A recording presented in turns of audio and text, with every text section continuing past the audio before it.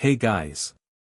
Tonight, we're taking a slow, unhurried stroll through one of the most overhyped but still oddly fascinating topics in world history, ancient Rome. So, if you're lying in bed right now, maybe wrapped in a blanket burrito, and wondering how on earth people went from mud huts on the banks of the Tiber to gladiators fighting lions while emperors fiddled, well, you're in the right place. Don't worry, we're not going to rush. This is bedtime history. The kind of history where Julius Caesar doesn't dramatically shout "Et tu, brute?" but instead quietly mumbles something like, "Ugh, of course it's you." So dim the lights, take a deep breath, and let's wander back to a time when Rome was less empire and more small town with trust issues. Let's start at the mythical beginning, because why not? Rome, according to its own legend, was founded in 753 BCE by a pair of twins, Romulus and Remus. And naturally, they were abandoned as babies, raised by a wolf, and eventually got into a brotherly spat about who got to name the city. And, because apparently sibling rivalries always escalate to murder in ancient myths, Romulus killed Remus. Which meant the city got named after Romulus. Because Remus just didn't have the same marketing ring to it, I guess. Now, was any of this true? Probably not. But it's the story Romans told themselves, and honestly, who doesn't love a good wolf mom origin story? Way more fun than a bunch of farmers set up some huts and argued over land rights. After Romulus, the Romans liked to say they had 7 kings. Which is very neat and tidy. Too neat, actually. You can always tell a legend because people love round numbers. 7 wonders. 7 kings. 7 dwarves. History is rarely that organized. But according to tradition, the line of kings ended with Tarquin the Proud. And yes, the proud was not a compliment. He was arrogant, tyrannical, and generally unpleasant at dinner parties. He also managed to get himself kicked out around 509 BCE after his son, also a gem of a human, assaulted a noblewoman named Lucretia. She later took her own life, and the Romans collectively said, "Okay, that's it, monarchy is cancelled." And just like that, Rome became a republic. Which sounds noble and progressive, until you realize it was still basically run by a bunch of cranky aristocrats who thought anyone outside their circle was barely human. Now, early Republican Rome wasn't glamorous. It wasn't marble temples and golden eagles. It was more like mud, wooden huts, and lots of political bickering. Which, in fairness, never changed. The Romans divided themselves into 2 groups, patricians, who were basically the founding families with all the money, and plebeians, who were everyone else. And shockingly, the plebeians weren't thrilled about being bossed around all the time. So they staged walkouts. Literal strikes, where they would leave the city and sit on a hill until the patricians gave them more rights. Imagine half you workforce saying, "Okay, we're just going to sit outside town until you fix this." That's how Rome slowly invented things like the tribune of the plebs. Basically, a political representative whose main job was to veto stuff and annoy the Senate. But the Republic didn't survive on politics alone. Rome's neighbors weren't exactly sending over casseroles to welcome the new government. The Etruscans, the Latins, the Samnites, everyone was fighting everyone. Rome, being Rome, didn't just defend itself. It conquered, absorbed, and then pretended everyone had always been Roman in the first place. By the 3rd century BCE, Rome controlled most of the Italian peninsula. Which was impressive, considering they still hadn't figured out bathrooms that didn't double as social clubs. And then came the Punic Wars. Ah yes, Rome versus Carthage. The ancient version of a long, drawn-out rivalry where both sides insisted they were the victims. Carthage was a North African trading empire. Rich, powerful, and annoyingly good at building ships. Rome, on the other hand, was great at land battles but hopeless at sea. Their solution? They built ships by copying a Carthaginian wreck, then added boarding ramps so their soldiers could fight like it was a land battle. Ingenious, in a "please never invite these people to a boat party" sort of way. The First Punic War dragged on for 23 years. Because apparently both sides had nothing better to do. Rome eventually won, taking Sicily, which became its first province outside Italy. But the real drama came with the Second Punic War. Enter Hannibal Barca. A Carthaginian general who thought, you know what would be fun? Marching elephants over the Alps. Yes. Elephants. Over the snowy Alps. Because why not? Against all odds, Hannibal made it work. He crushed Roman armies in battle after battle. The worst being Cannae in 216 BCE, where Rome lost tens of thousands of men in a single day. Historians still study it as a masterpiece of tactics. Rome, meanwhile, studied it as a reminder that maybe fighting Hannibal head-on was a bad idea. But here's the thing about Rome, they just didn't quit. They'd lose an entire army and immediately raise another. They'd say, well, that didn't work. Let's try again. Eventually, under Scipio Africanus, Rome invaded North Africa, forced Hannibal to return home, and defeated him at Zama in 202 BCE. Rome now controlled Spain, Sicily, and basically told the Mediterranean, yeah, this is our pond now. And once Rome got a taste of empire, well, they weren't stopping. They gobbled up Greece, Macedonia, Asia Minor, basically anything that wasn't nailed down. The thing about Romans is, they loved stealing other people's culture. Greek statues. Take them. Greek gods. Rename them. Greek philosophy. Pretend they invented it. By the 1st century BCE, Rome was the dominant power in the Mediterranean. But with great power comes great chaos. The Republic's political system just wasn't built for global domination. Senators were corrupt. Generals were amassing private armies more loyal to them than to the state. And the plebeians were still miserable. Enter the Gracchi brothers. Tiberius and Gaius.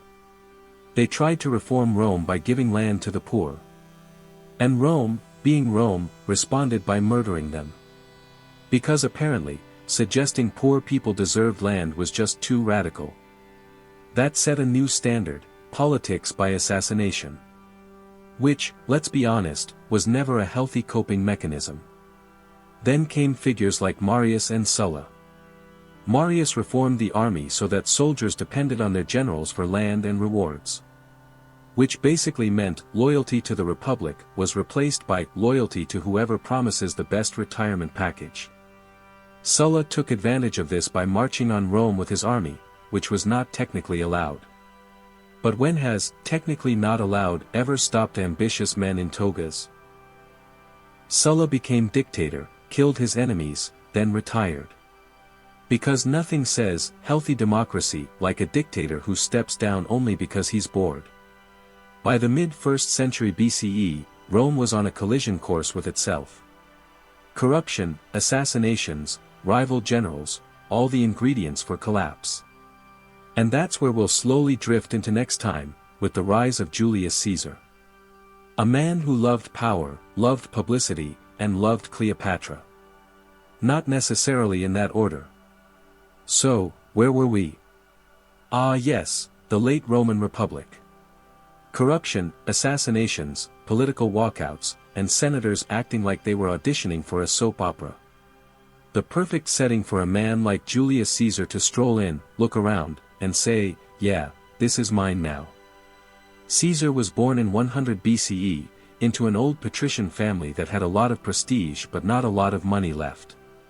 Which, in Roman politics, was basically like being a Kardashian who still had the name recognition but was secretly broke. From the start, Caesar was ambitious. Painfully ambitious. The kind of guy who looked in the mirror and saw destiny winking back. He climbed the political ladder the traditional Roman way, bribery, alliances, and giving speeches that made everyone think he was their best friend. He also had the kind of charisma where even his enemies admitted he was charming. Which was annoying, because how do you stab a man you secretly kind of like? Well, they'd figure it out later. But Caesar wasn't doing it alone. He teamed up with two other big personalities, Pompey the Great, a military superstar with more ego than haircut, and Crassus, who was basically the Jeff Bezos of ancient Rome. Together, they formed what's called the First Triumvirate. Which sounds fancy, but really it was just three guys saying, hey, if we stick together, nobody else can stop us. And it worked. For a while. Pompey got military glory, Crassus got business opportunities, and Caesar got the governorship of Gaul.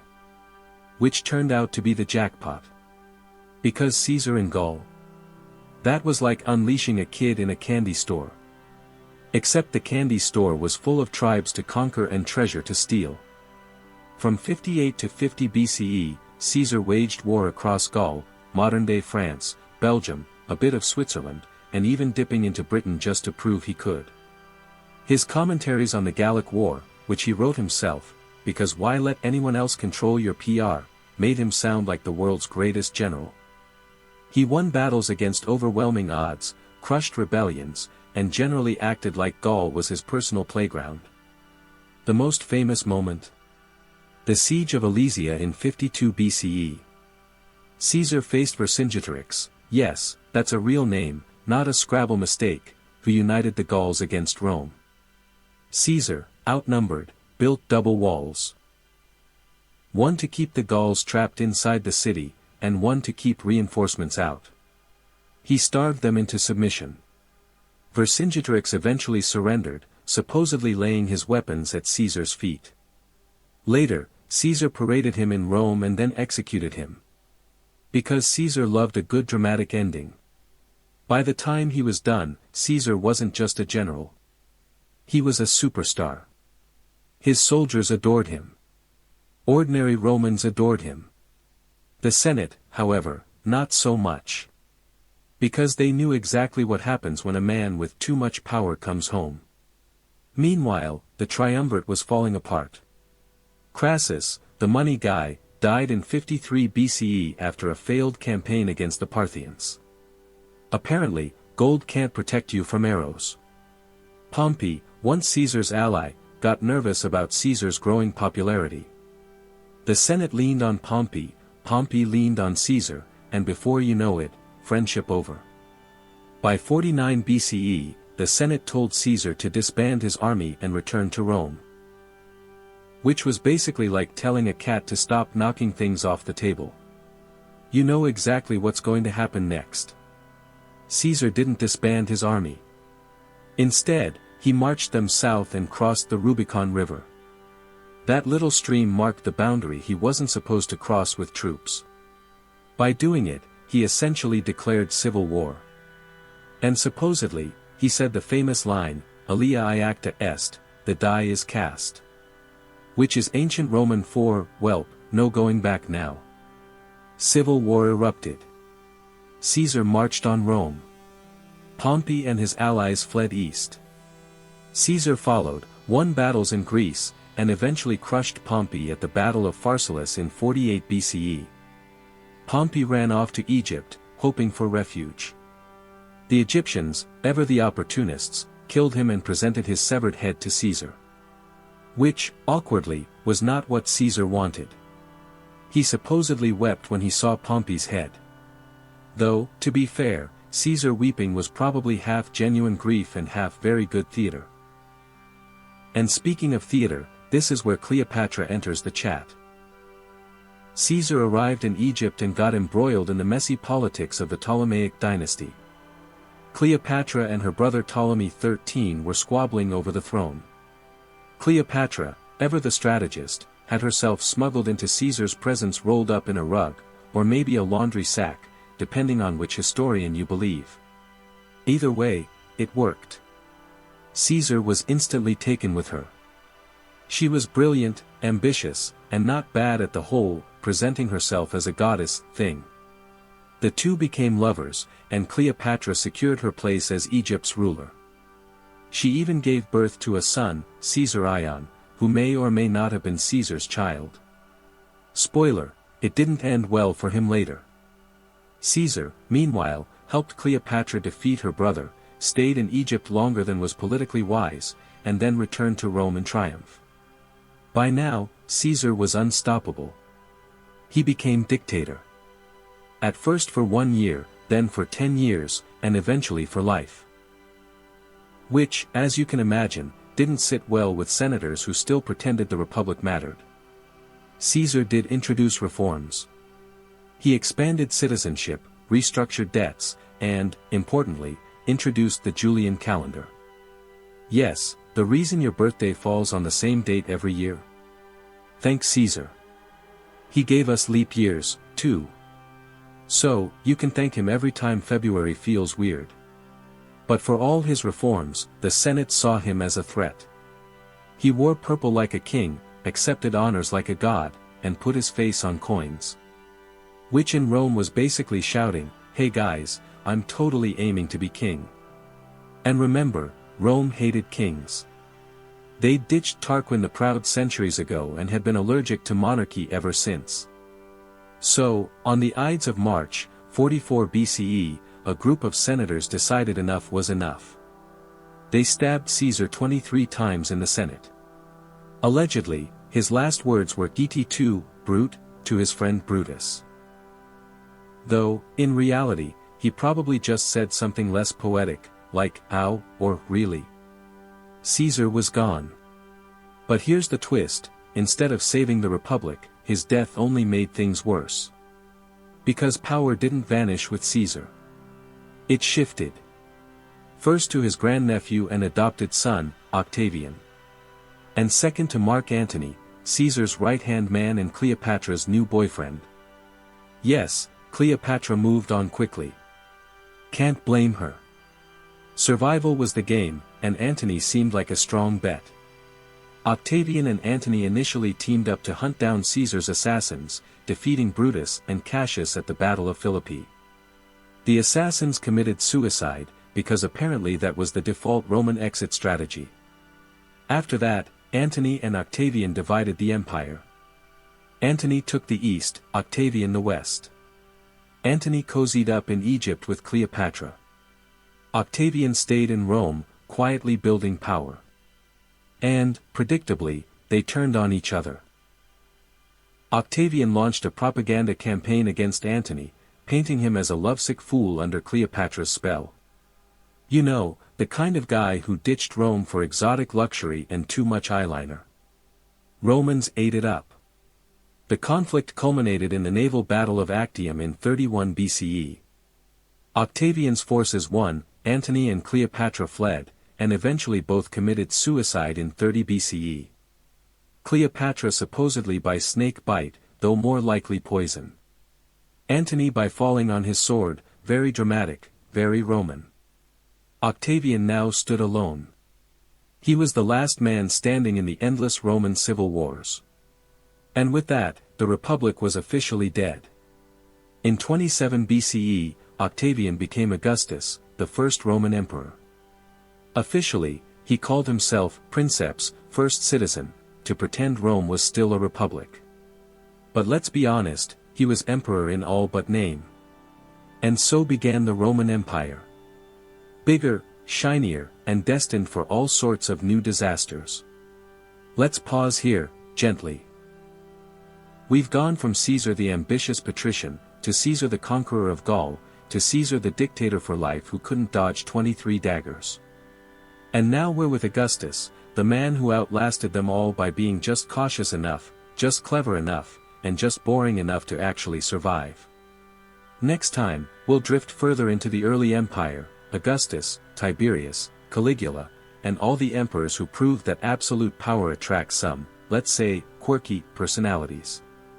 So, Octavian has rebranded as Augustus. Because, of course, if you're going to be Rome's first emperor, you want something a little more glamorous than Octavian. Augustus means, the revered one. Subtle, right? Now, Augustus was clever. He didn't strut around calling himself king. He pretended Rome was still a republic. He kept the Senate, gave them fancy titles, let them debate things that didn't matter, basically a really long-running political cosplay. Behind the scenes, though, he controlled the army, the treasury, and pretty much everything else. And honestly, Augustus was good at the job. Annoyingly good. He reformed the tax system, built roads, sponsored temples, and claimed he found Rome a city of brick and left it a city of marble. Which sounds great, though he didn't mention all the slave labor that actually did the heavy lifting. He also ushered in the Pax Romana, 2 centuries of relative peace and stability. Which, considering how Romans loved a good civil war, was practically a miracle. But Augustus had a problem. Succession. Because when you invent a new political system where you're basically king but not a king, who takes over after you? His solution was the classic Roman one: shuffle through relatives until one doesn't die of suspiciously convenient illnesses. He had no surviving sons, so he groomed a series of heirs. His nephew Marcellus, dead at 19. His friend and son-in-law Agrippa, dead young. Agrippa's sons Gaius and Lucius, both dead before 25. At this point, it was starting to look like being Augustus' heir was the world's worst summer internship. Eventually, the last man standing was Tiberius, Augustus' stepson. And the irony? Augustus didn't even like him that much. Tiberius was gloomy, awkward, and generally about as fun at parties as a tax audit. But he survived, and in Roman politics, survival was 9/10 of the law. Augustus died in 14 CE, supposedly saying, "Have I played the part well? Then applaud as I exit." Which, if true, was the most theater kid thing he ever did. Enter Tiberius, the reluctant emperor. Tiberius was competent but deeply unpopular. He didn't care for public appearances, didn't charm the Senate, and generally radiated "I'd rather be anywhere else" energy. Eventually, he retreated from Rome altogether and moved to Capri. There, he lived out his later years in semi-isolation, leaving the empire to be run by his Praetorian prefect Sejanus, who, surprise, used the opportunity to kill off rivals and plot a little too ambitiously. When Sejanus overreached, Tiberius had him executed. Which was very Roman. But by then, the emperor's reputation was toast. Ancient gossip accused him of every vice imaginable: wild orgies, cruelty, bizarre appetites. Were all of them true? Probably not. But Romans loved a juicy rumor, and Tiberius was too secretive to defend himself. He died in 37 CE, probably of natural causes, though there's a delightful story that he actually recovered briefly on his deathbed, only to be smothered with a pillow because everyone was sick of waiting. Typical Roman exit. Next up was Caligula. Real name, Gaius Julius Caesar Germanicus. Nickname Caligula, or Little Boots, because as a kid he'd followed his father's army around wearing tiny soldier's shoes. Cute at first. Less cute when the nickname stuck for life. When Caligula became emperor, everyone cheered. He was young, handsome, the son of a beloved general, and a breath of fresh air after gloomy Tiberius. For the first few months, things went great. Caligula handed out bonuses to the guards, gave public games, and acted generous. Then he fell seriously ill. And when he recovered, well, let's just say, stable leadership was not the phrase anyone used about him afterward. The stories about Caligula are legendary. Did he really declare war on Neptune, god of the sea, and order his troops to collect seashells as spoils of victory? Ancient sources say yes. Did he really plan to make his horse, Incitatus, a consul? Again, that's the rumor. Whether it was a serious plan or just Caligula mocking the Senate, either way, it says a lot about how much respect he had for politicians. Which is to say, none. He also drained the treasury with lavish building projects and gladiatorial games, ordered random executions, and demanded to be worshipped as a living god. Which, if you're trying to win friends and influence people, was not exactly Dale Carnegie material. Now, some modern historians think the sources exaggerate. That maybe Caligula wasn't as bonkers as the ancient gossip mill claimed. But when every single account paints you as unstable, cruel, and absurd, it's not a great sign. In the end, Caligula was assassinated in 41 CE, after just 4 years as emperor. Stabbed to death by his own guards. Which, in fairness, was basically the Roman version of an annual performance review. After Caligula came Claudius. And honestly, Claudius is one of my favorites, because he's the underdog emperor nobody saw coming. Born with a limp and a stammer, Claudius was dismissed as weak, weird, and not fit for politics. The family kept him out of sight, embarrassed by his disabilities. Which probably saved his life, because being overlooked meant he wasn't murdered in the earlier purges. When Caligula was assassinated, the guards found Claudius hiding behind a curtain, probably assuming he'd be next. Instead, they hailed him as emperor. And just like that, the overlooked uncle became ruler of the world's largest empire. Claudius turned out to be surprisingly effective. He expanded Rome into Britain, though, to be fair, that campaign involved bribing a lot of local tribes and marching elephants through the English countryside like some kind of traveling circus. Still, it looked great on the resume. He also built aqueducts, reformed the bureaucracy, and generally did the work no one expected from him. Unfortunately, Claudius also had terrible taste in wives. His third wife, Messalina, was notorious for scandal and plotting. She was eventually executed for conspiracy, though whether she was truly dangerous or just inconvenient is up for debate.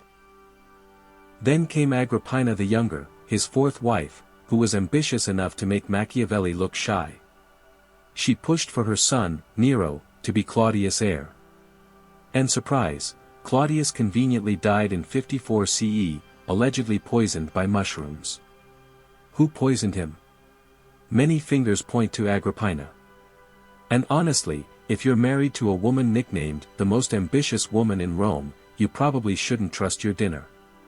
And that brings us to Nero. Oh boy. Nero is one of those emperors whose reputation precedes him. He became emperor at just 16, technically too young to rent a car by modern standards, but apparently fine to run the Roman Empire. At first, things went smoothly. His tutors, Seneca the philosopher and Burrus the praetorian prefect, basically did the ruling for him. But as Nero grew older, he leaned more into his hobbies, theater, music, and pretending he was a great artist. Romans expected their emperors to lead armies. Nero preferred performing on stage. Which, in Rome, was considered deeply shameful. Actors were seen as low class, so the emperor prancing around in a tunic singing songs was not exactly dignified. And then came the Great Fire of Rome in 64 CE. Half the city burned down. Rumors spread that Nero had started the fire himself, maybe to clear land for a new palace. The famous story says he fiddled while Rome burned. Which is poetic, but also impossible, since fiddles didn't exist yet. He probably just played the lyre. Which is still bad PR. To deflect blame, Nero accused Christians of starting the fire. They were a small, unpopular sect at the time, so it was an easy scapegoat. Cue brutal executions that did nothing for his reputation. Meanwhile, Nero grew increasingly paranoid. He had his own mother, Agrippina, killed. After multiple failed attempts. First he tried to poison her. She survived. Then he tried a collapsible boat to drown her. She swam to shore. Finally, he just had her stabbed. Because when at first you don't succeed, Roman efficiency says just use a sword. By the end of his reign, Nero had alienated the Senate, the army, and most of the population. Rebellions broke out. Declared a public enemy, Nero fled Rome. His last words, before stabbing himself, were supposedly, "What an artist dies in me." Which really tells you everything you need to know. And so, in just a few generations, Rome went from Augustus, the careful architect of empire, to Nero, the teenager who set new records for bad management. Rome survived, of course. Rome always survived. But the Julio-Claudian dynasty? It was starting to look like a bad family soap opera that had run a few seasons too long. Let's gently pause here. We've drifted through Augustus' marble dreams, Tiberius' sulk on Capri, Caligula's horse consulate, Claudia's surprise competence, and Nero's disastrous stage career. Quite the family, really. Next time, we'll float onward into the chaos that followed Nero, the so-called Year of the Four Emperors, and the Flavian dynasty that tried, with mixed results, to remind Rome what functional leadership looked like. So, Nero is gone. The Senate, the army, and pretty much everyone else breathes a sigh of relief. But now the big question, who's actually in charge? In theory, the Senate should have mattered. In practice, the real power was with the legions. And this meant Rome was about to learn what happens when every general with a large army decides he deserves a promotion. First up was Galba. Old, cranky, and governor of Spain. The legions there declared him emperor. The Senate reluctantly agreed, mostly because no one else had a better candidate ready. Galba marched into Rome looking like the substitute teacher nobody asked for. He immediately lost popularity by cutting back bonuses for the army and making enemies with pretty much everyone. Which, to be fair, is a bold leadership strategy. Step 1, annoy the soldiers. Step 2, get stabbed. And yes, that's exactly what happened. After only 7 months, Galba was murdered in the Forum. Welcome to 69 CE, the year of the four emperors. Next came Otho. He'd been a supporter of Galba but felt snubbed when Galba didn't name him heir. Solution: organize an assassination and take the throne yourself. At first, Otho seemed promising. He was energetic, popular with the Praetorian Guard, and eager to win over the people. But, there was a small problem. Another general, Vitellius, had already been declared emperor by the German legions. Cue civil war. Otho and Vitellius clashed in northern Italy. Otho lost. And instead of dragging things out, he decided to go out in what was, weirdly, one of the more dignified exits in Roman history. He committed suicide, leaving a note basically saying he didn't want more Romans to die in a pointless conflict. Which, in Rome, was practically saintly behavior. So, Emperor number 2, gone. Vitellius took over next. A man described by sources as greedy, lazy, and overly fond of food. Not exactly inspiring qualities in a leader. His reign was a blur of banquets, bribes, and general incompetence. Unfortunately for him, yet another general had thrown his hat in the ring, Vespasian. Stationed in Judea, where he'd been putting down a revolt, Vespasian had the loyalty of powerful eastern legions. He declared himself emperor and marched toward Rome. Vitellius tried to hold on, but support crumbled. After a messy street battle in Rome itself, Vitellius was killed. His body was dragged through the streets and thrown in the Tiber. Not exactly a graceful retirement package. Finally, Vespasian. The last man standing. And honestly, Rome lucked out with this one. Vespasian was practical, no nonsense, and experienced.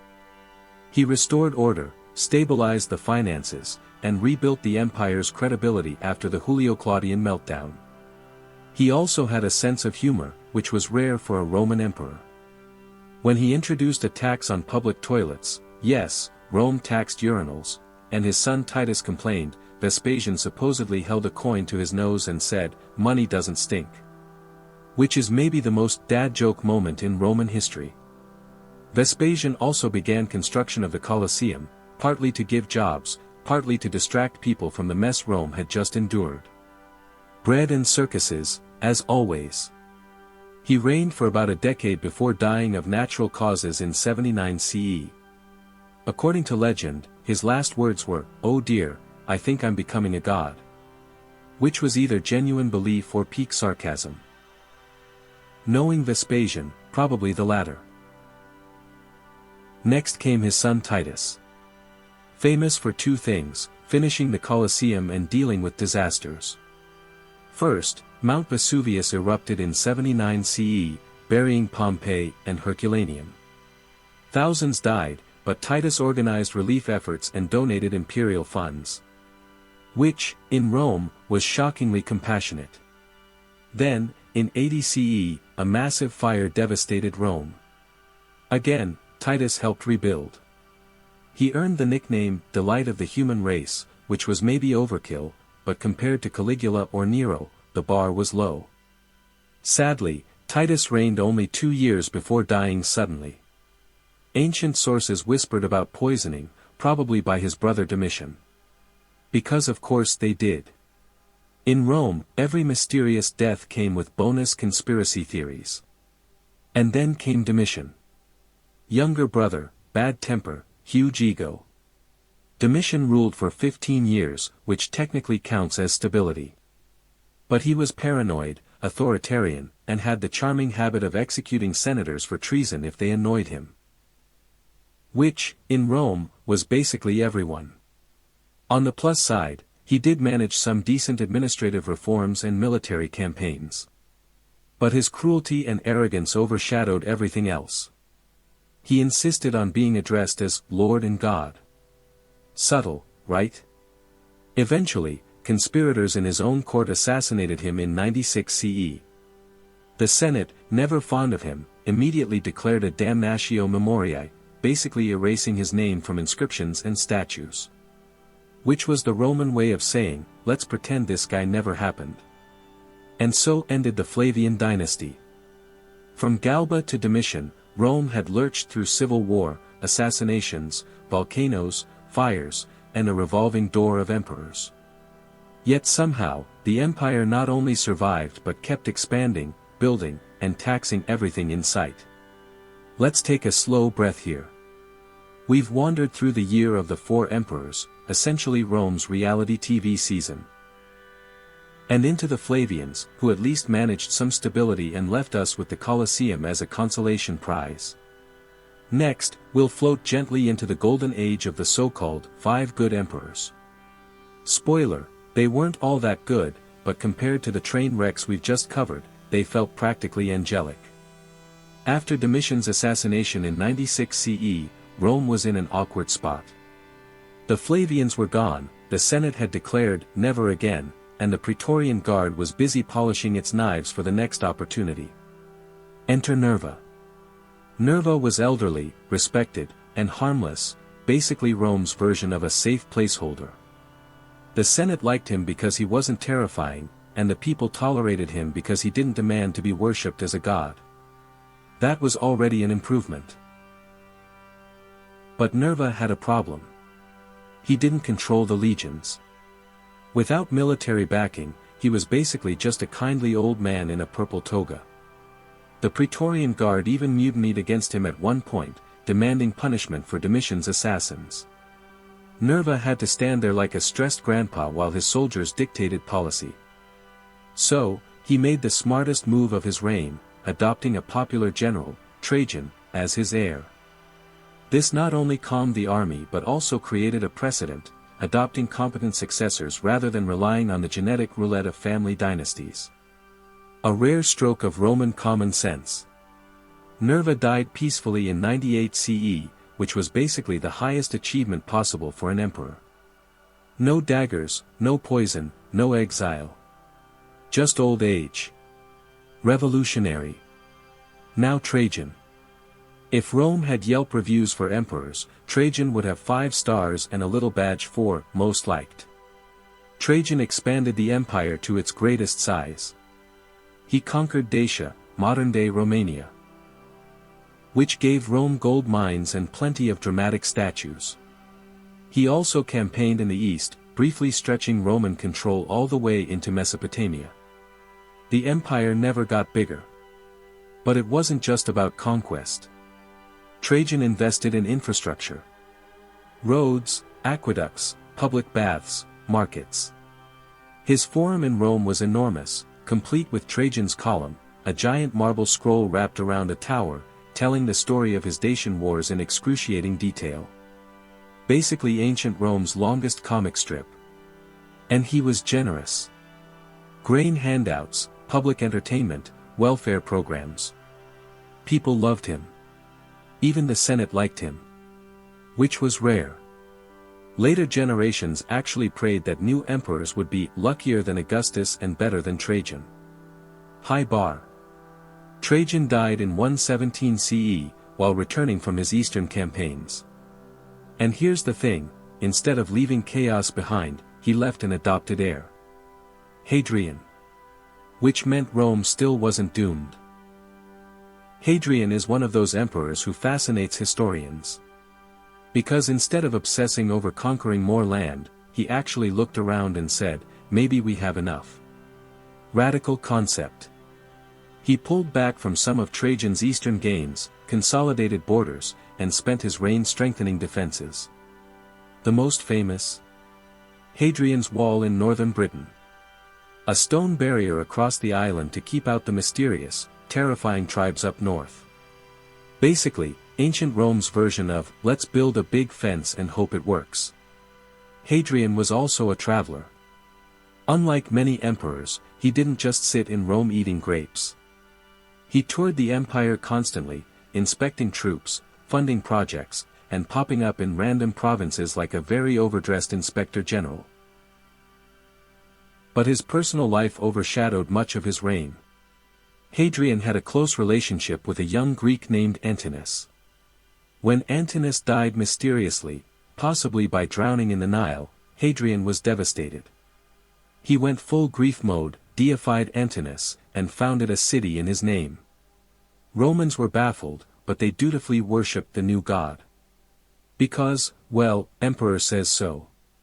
Hadrian spent his last years sick and paranoid, increasingly unpopular. But he still managed to arrange for a competent successor, Antoninus Pius. Another win for the adoptive heir system. Antoninus Pius. If you've never heard much about him, that's because his reign was quiet. Which, in Rome, was a good thing. He reigned for over 2 decades without major wars, scandals, or purges. He focused on administration, law, and keeping the empire stable. His nickname, Pius, came from his loyalty to Hadrian. He defended Hadrian's memory when others wanted to condemn him. People sometimes dismiss him as boring.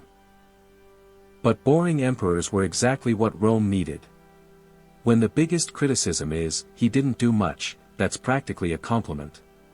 And then came Marcus Aurelius. Philosopher king.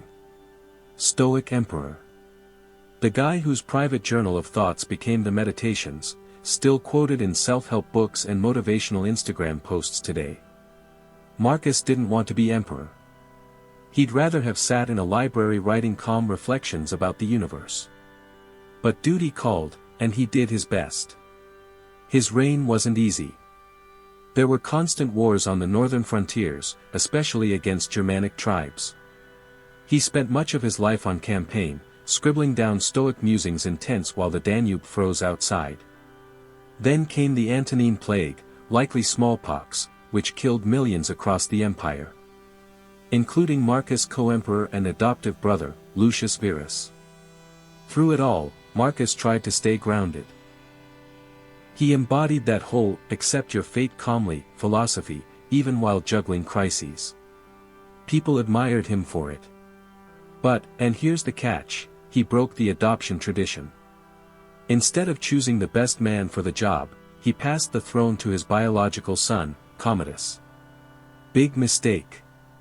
Marcus died in 180 CE, leaving behind a reputation as Rome's philosopher king. His final act was to hand over the empire to a young man who thought he was Hercules reincarnated. Rome would not be thanking him later. So there you have it. The 5 good emperors. Nerva, Trajan, Hadrian, Antoninus Pius, and Marcus Aurelius. Were they perfect? No. But after centuries of chaos, civil wars, and emperors making their horses consuls, they looked downright angelic. This was Rome's golden age.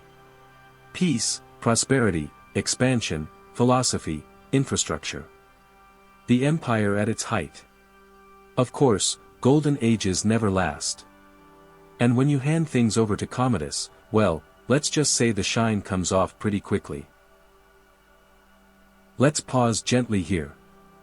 We've drifted through competent emperors, long reigns, and stoic philosophers. Which, for Rome, was basically a miracle. Next time, we'll slide into the chaos of Commodus, the Severans, and the beginning of Rome's long, slow unraveling. Because if there's one thing you can count on in Roman history, it's that stability is temporary, but dysfunction is forever. So, Commodus, son of Marcus Aurelius, supposed heir to the Golden Age. In reality, Rome's collective oops.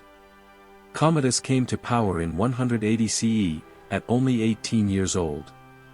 The good news, he was young, healthy, and energetic. The bad news, he was also shallow, narcissistic, and convinced he was the reincarnation of Hercules. Which, to be fair, was probably easier than living up to his dad's reputation as the philosopher king. At first, people had hope. Maybe he'd grow into the role. But Commodus wasn't interested in governing. He liked games, gladiators, and pretending he was a demigod. He even strutted around in lion skins, carrying a club, like Hercules on Casual Friday. Instead of leading armies, Commodus preferred to fight in the Colosseum. Yes, the emperor himself appeared as a gladiator. Which horrified Rome's elite. Gladiators were low status, often slaves, and the emperor lowering himself to their level was basically unthinkable. But the crowds? They loved it. Bread, circuses, and the emperor personally hitting people with swords. Of course, the fights were staged. Commodus usually fought against terrified, poorly armed opponents. Sometimes even against animals that were already wounded or tied up. And, shockingly, he always won. But he charged the state for his performances, bankrupting the treasury to pay himself. Meanwhile, actual governance fell apart. Commodus left administration to his favorites, who were corrupt, greedy, and constantly scheming. Conspiracies multiplied. Assassination attempts piled up. He survived poisoning, daggers, and plots from his own sister. Clearly, Rome was over him before Netflix invented cancel culture. By the end, Commodus declared himself a living god, renamed Rome Colonia Commodiana, and even renamed the months after his own titles. Imagine rewriting the calendar so everyone has to say, "See you in Commodember." That was the vibe. Finally, on New Year's Eve of 192 CE, his inner circle had enough. A wrestler named Narcissus was hired to strangle him in his bath. Thus ended the reign of the emperor who thought he was Hercules. Rome, predictably, fell into chaos. Enter 193 CE. The year of the 5 emperors. Because if 4 wasn't messy enough, why not 5? After Commodus' death, Pertinax was declared emperor. An old general, respected, disciplined, and earnest. Great resume. Terrible timing. Pertinax tried to restore order, cutting corruption and disciplining the Praetorian Guard. The Guard didn't appreciate it. After just 3 months, they stormed the palace and killed him. Shortest internship ever. Next, the Praetorian Guard did something truly wild, they auctioned off the empire to the highest bidder. Literally. A wealthy senator named Didius Julianus won by promising massive payments. He became emperor not by blood, not by conquest, but by bribery. Rome had hit rock bottom. But provinces weren't having it. Several generals declared themselves emperor. Civil war erupted. Septimius Severus, commander of the Danubian legions, marched on Rome. Julianus was abandoned, executed, and forgotten. Pertinax was declared a hero. And Severus became emperor. The Severan dynasty had arrived. And if Commodus was Rome's embarrassment, the Severans were its soap opera. Septimius Severus ruled from 193 to 211 CE. A skilled general, shrewd politician, and not afraid to be ruthless. He purged rivals, strengthened the army, and poured money into soldiers' pay and benefits. His motto might as well have been, enrich the army, and ignore everyone else. He fought successful campaigns in the East and in Britain, expanding the empire's influence. But he also sidelined the Senate, drained finances, and created a military-first state. Soldiers loved him. Elites? Not so much. When he died in 211 CE, his advice to his sons was blunt: be harmonious, enrich the soldiers, and scorn all others. Inspirational parenting. His sons, Caracalla and Geta, inherited the throne. Brothers sharing power. What could go wrong? Everything. They hated each other. The palace was divided in two. Even their mother had to run between them to keep the peace. It was basically Rome's first sitcom. Eventually, Caracalla had enough. In 211 CE, he arranged a peace meeting with Geta. During the embrace, Geta was stabbed to death by centurions. Mother covered in blood, Caracalla smug. Problem solved. Now sole emperor, Caracalla's biggest achievement was the Constitutio Antoniniana, a decree granting Roman citizenship to nearly all free inhabitants of the empire. Sounds generous, right? In reality, it was a tax grab. More citizens meant more people paying inheritance and manumission taxes. Clever, if not exactly altruistic. He also built the baths of Caracalla, enormous, lavish public baths that still impress today. Imagine a spa, gym, library, and social club all rolled into one. Very on brand for an emperor who liked luxury. On the downside, Caracalla was paranoid and violent. He massacred thousands in Alexandria after they mocked him. He was eventually assassinated in 217 CE while on campaign, stabbed by a soldier while stopping to relieve himself. Glamorous end. After Caracalla came a brief interlude of chaos, the Praetorian prefect Macrinus, then Elagabalus, Caracalla's teenage cousin. And if you thought Commodus was eccentric, Elagabalus said, "Hold my wine." Elagabalus became emperor at 14, thanks to his grandmother's scheming.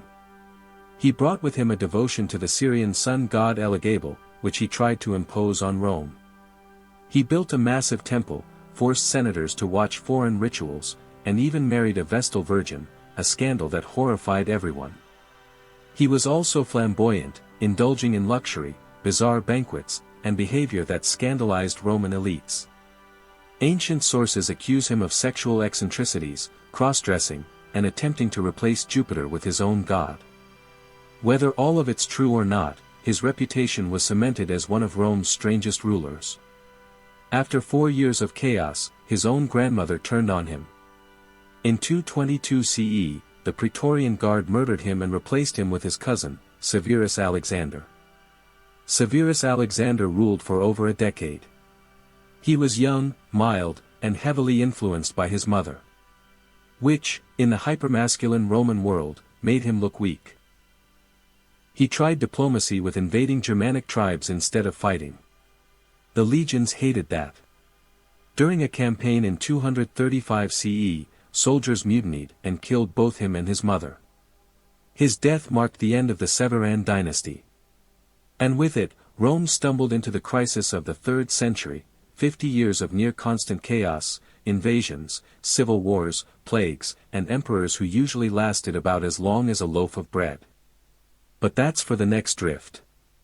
So let's exhale here. We've wandered from Commodus the gladiator poser, through auctioned emperors, to the Severans with their bloody family drama. Rome was still standing, still wealthy, still impressive. But the cracks were widening. And those cracks were about to split wide open. Next time, we'll float into the crisis of the 3rd century, Rome's most exhausting, emperor-collecting phase. Think of it as Pokemon, but with assassinations. So, 235 CE. The empire had been at its peak just a century earlier, flexing with aqueducts, shiny marble baths, and emperors writing philosophy journals. Now, Rome was entering what historians politely call the crisis of the 3rd century. Which is like calling the Titanic a boating mishap. The short version, for 50 years, Rome was hit with a perfect storm of disasters. Civil wars, foreign invasions, plague, economic collapse, and an emperor turnover rate that made you wonder if the throne had a 30-day free trial policy. Let's start with emperors. Between 235 and 284 CE, Rome went through about 26 legitimate emperors.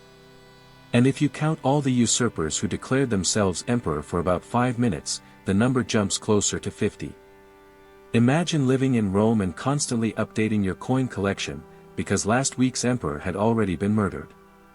Why so unstable? Because the army had figured out it held the real power. The Senate was basically a ceremonial club by now. If the legions liked you, you could be emperor. If they didn't, you could be dead by the next lunch break. The first to fall into this mess was Maximinus Thrax. He became emperor in 235 CE after soldiers assassinated Severus Alexander. Maximinus was a giant of a man, supposedly over 8 feet tall, though ancient sources were terrible at math. Probably more like 6 feet 6 inches. Still, huge for the time. He had humble origins, rising through the ranks of the army.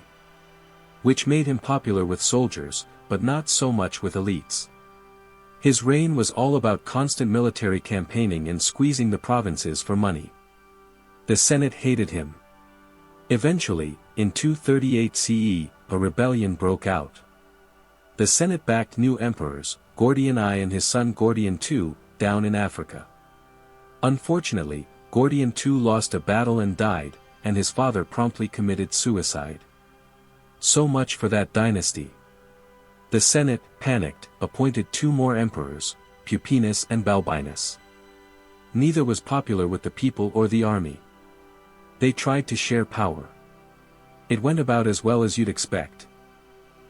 Within a few months, the Praetorian Guard murdered them both. Which left a 13-year-old, Gordian III, as emperor.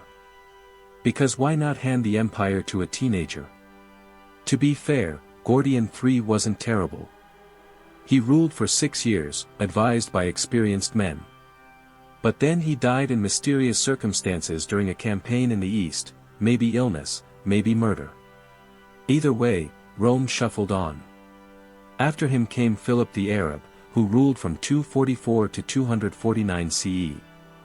He's remembered for hosting Rome's 1000th birthday celebration in 248 CE, giant games, festivals, parades.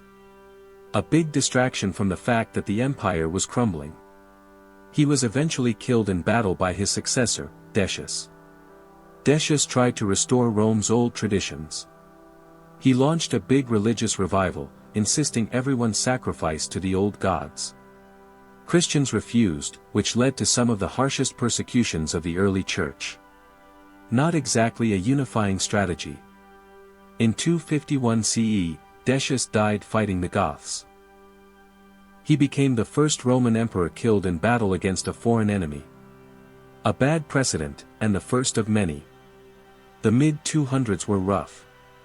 Emperors came and went in quick succession. Plagues devastated the population. The economy collapsed under debased coinage and constant military expenses. Foreign enemies took advantage, Goths, Persians, Franks, Alemanni, you name it.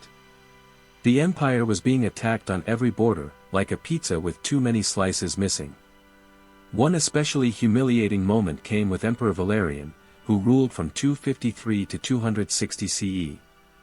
He tried to fight the Persians but was captured alive by King Shapur I. Not killed in battle, actually taken prisoner. Valerian spent the rest of his life in humiliating captivity.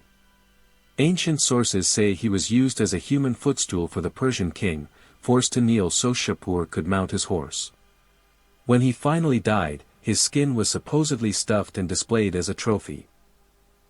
Whether all that's true or exaggerated propaganda, the effect was the same: Rome looked weak.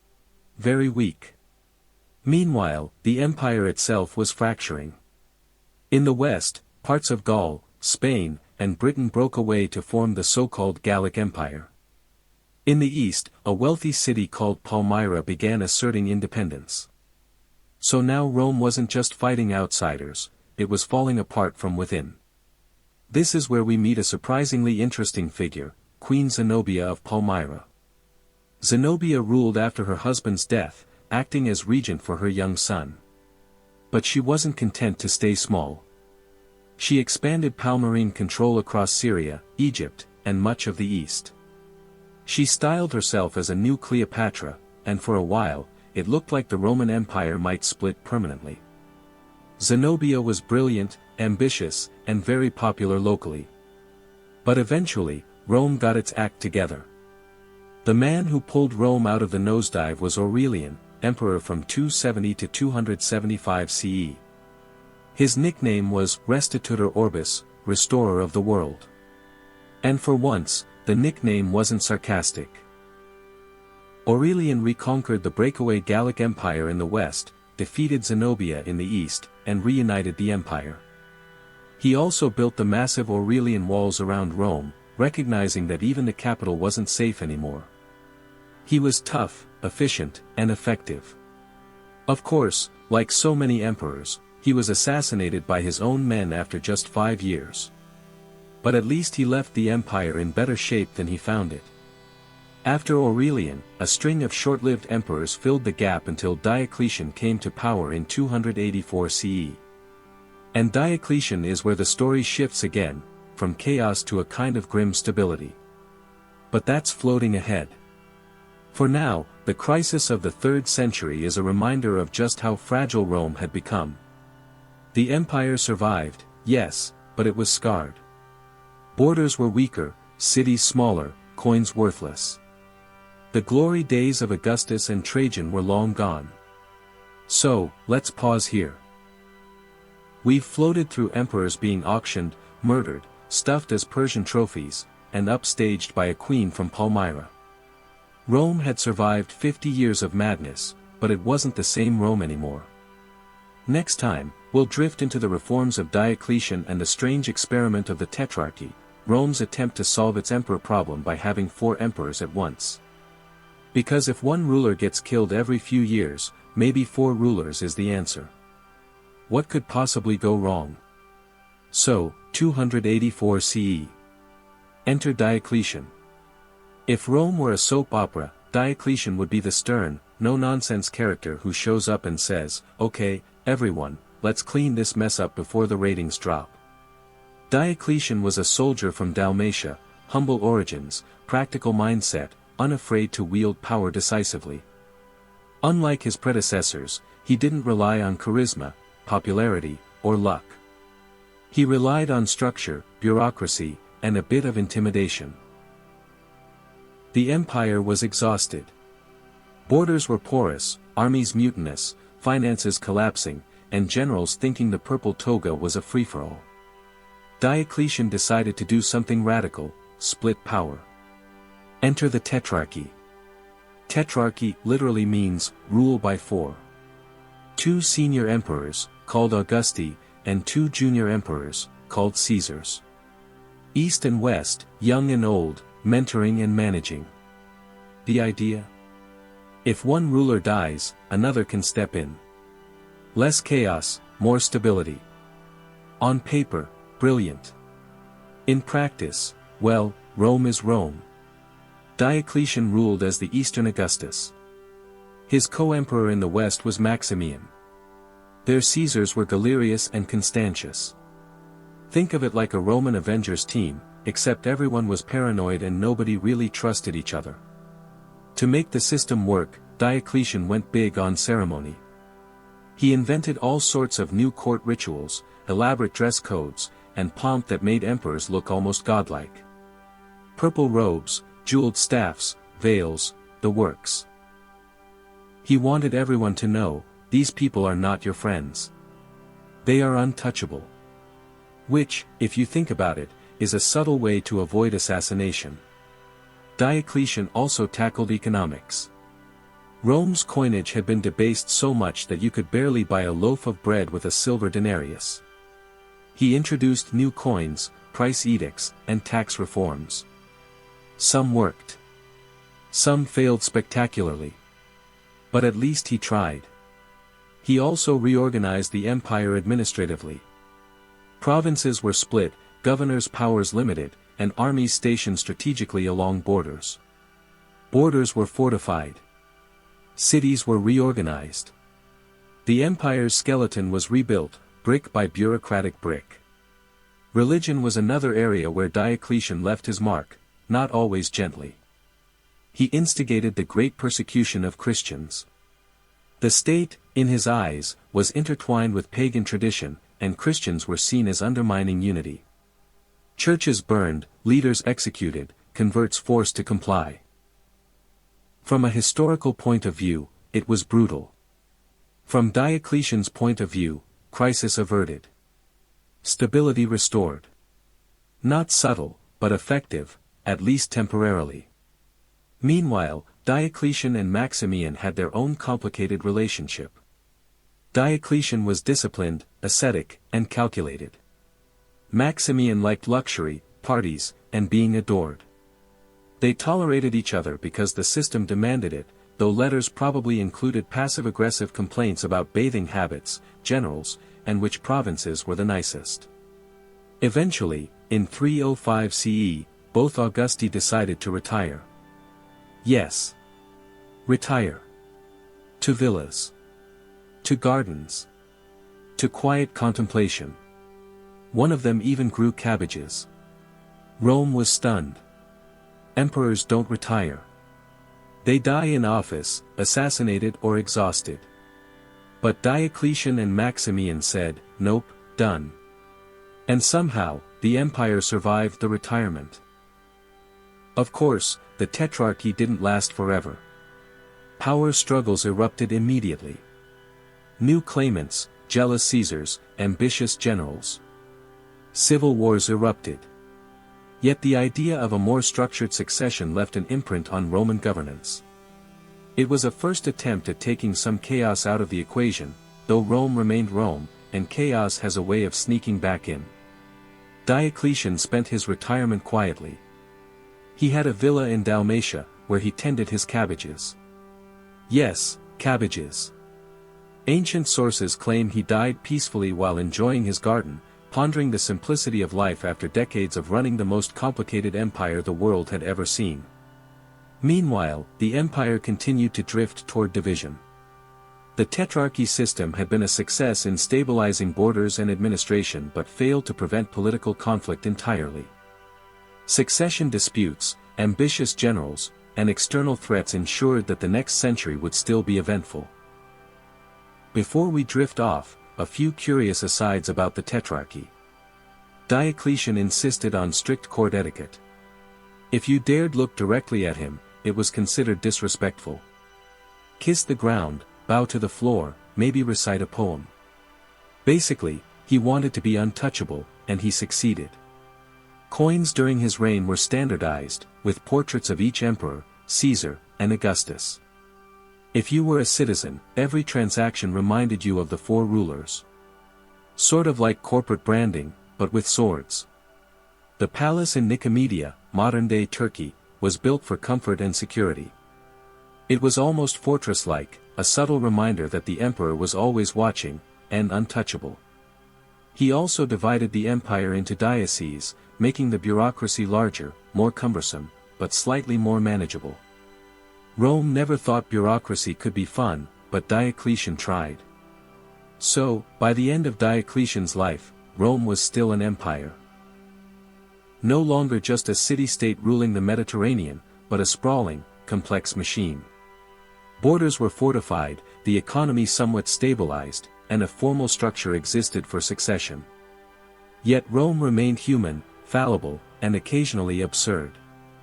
Future emperors would face the same problems: succession disputes, border crises, and ambitious generals with itchy swords. But Diocletian had at least bought some breathing space. The empire could survive another century, if it stayed disciplined, structured, and occasionally cultivated cabbages. Let's pause gently here. We've meandered through the tetrarchy's invention, Diocletian's reforms, and the curious experiment of 4 rulers at once.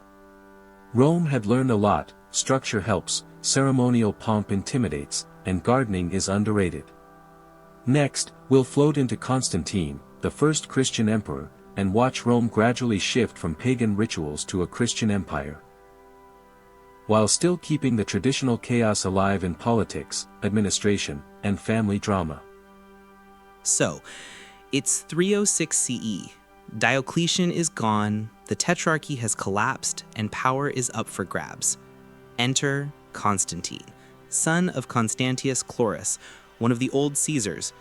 Constantine is young, ambitious, and, as ancient historians love to write, lucky enough to survive his family and rivals long enough to rise.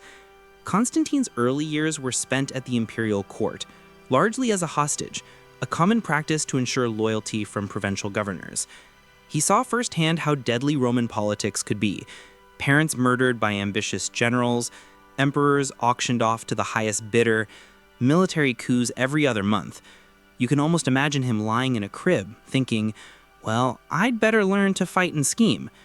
When his father died in 306 CE in Britain, the army declared Constantine emperor. But the Tetrarchy system meant multiple claimants existed. Chaos, of course, ensued. Rival emperors and generals sprang up everywhere: Maxentius in Rome, Licinius in the east, and a few other unhappy contenders. Civil war, as usual, became a fact of life. The first major flashpoint: Maxentius, ruling Italy. Constantine crossed the Alps, raised an army, and marched to confront him. Here's where history gets dramatic, or at least legend does. On the eve of the Battle of the Milvian Bridge in 312 CE, Constantine reportedly had a vision. Some accounts say a cross appeared in the sky with the words, "In this sign, conquer." Whether divine intervention or clever propaganda, it convinced him to adopt Christianity as his guiding force. The battle itself was messy but decisive. Constantine defeated Maxentius, who famously drowned in the Tiber while trying to flee. Rome was in Constantine's hands.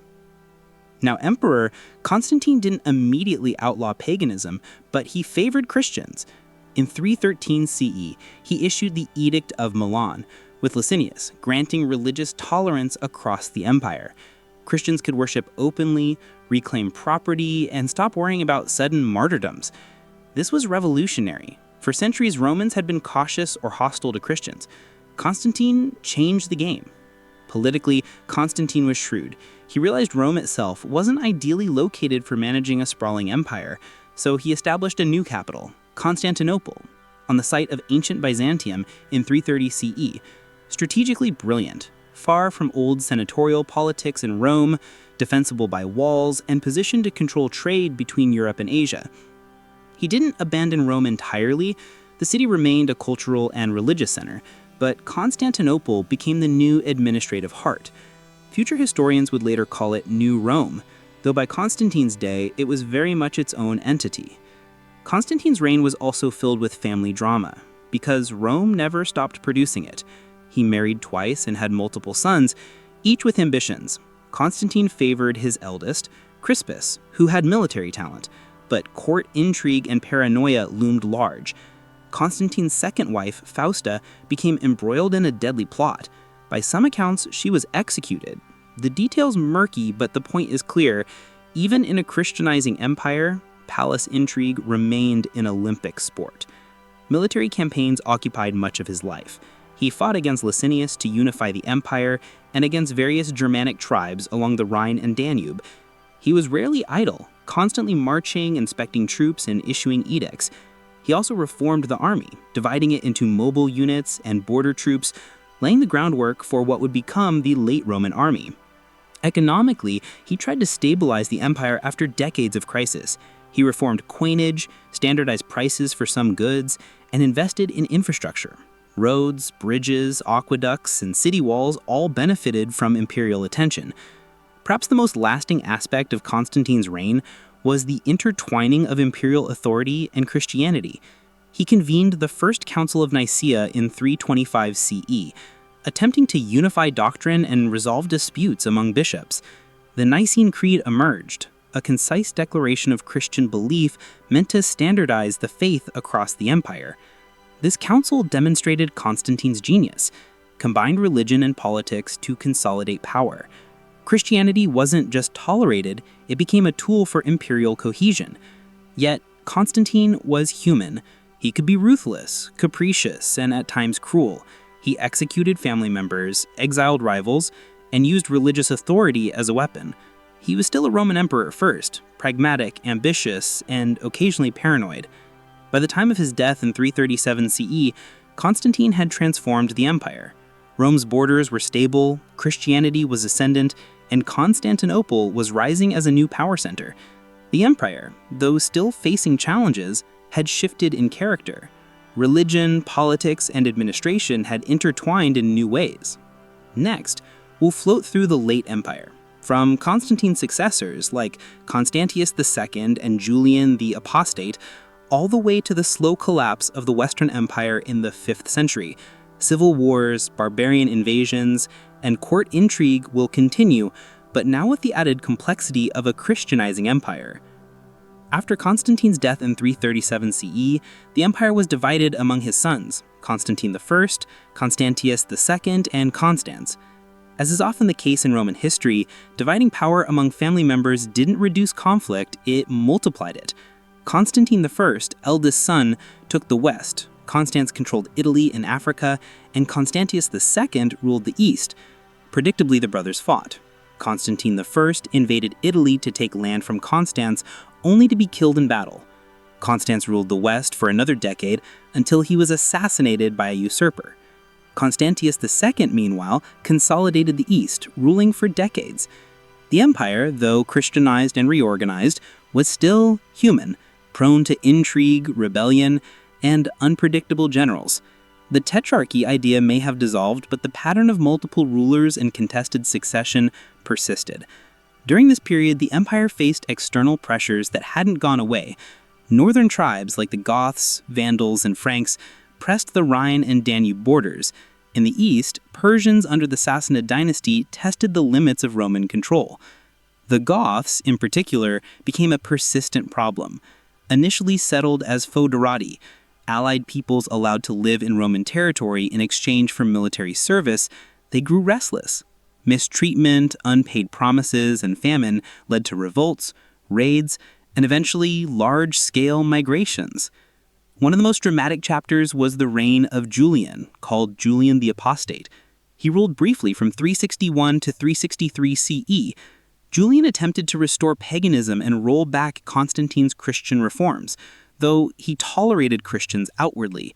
He promoted classical learning, philosophy, and religious festivals. Julian's reign was short and ended with a campaign against the Persians. During the campaign, he was killed in battle, possibly by a soldier or an enemy arrow. Julian's death symbolized the end of significant attempts to restore the old pagan order. Christianity would remain central to imperial authority, shaping the empire's future. By the late 4th century, the empire faced even more profound pressures. Theodosius I, ruling from 379 to 395 CE, was the last emperor to govern both East and West together. He made Christianity the official religion of the empire and suppressed pagan practices. The empire was, in theory, unified and strong. In practice, internal divisions and external threats continued. When Theodosius died in 395 CE, he left the empire divided between his sons, Arcadius in the east and Honorius in the west. This division would eventually become permanent, with the Eastern Empire surviving as Byzantium and the West weakening irreversibly. The Western Empire's problems intensified with internal instability. Honorius, ruling from 395 to 423 CE, was heavily influenced by advisors and generals. He was notoriously indecisive and often considered ineffectual. During his reign, Rome faced repeated sackings and attacks. One famous event, the sack of Rome by the Visigoths under Alaric in 410 CE. This was the first time in nearly 800 years that Rome had fallen to a foreign army. The city itself was looted, burned, and terrorized. Though the empire technically continued, the psychological impact was enormous.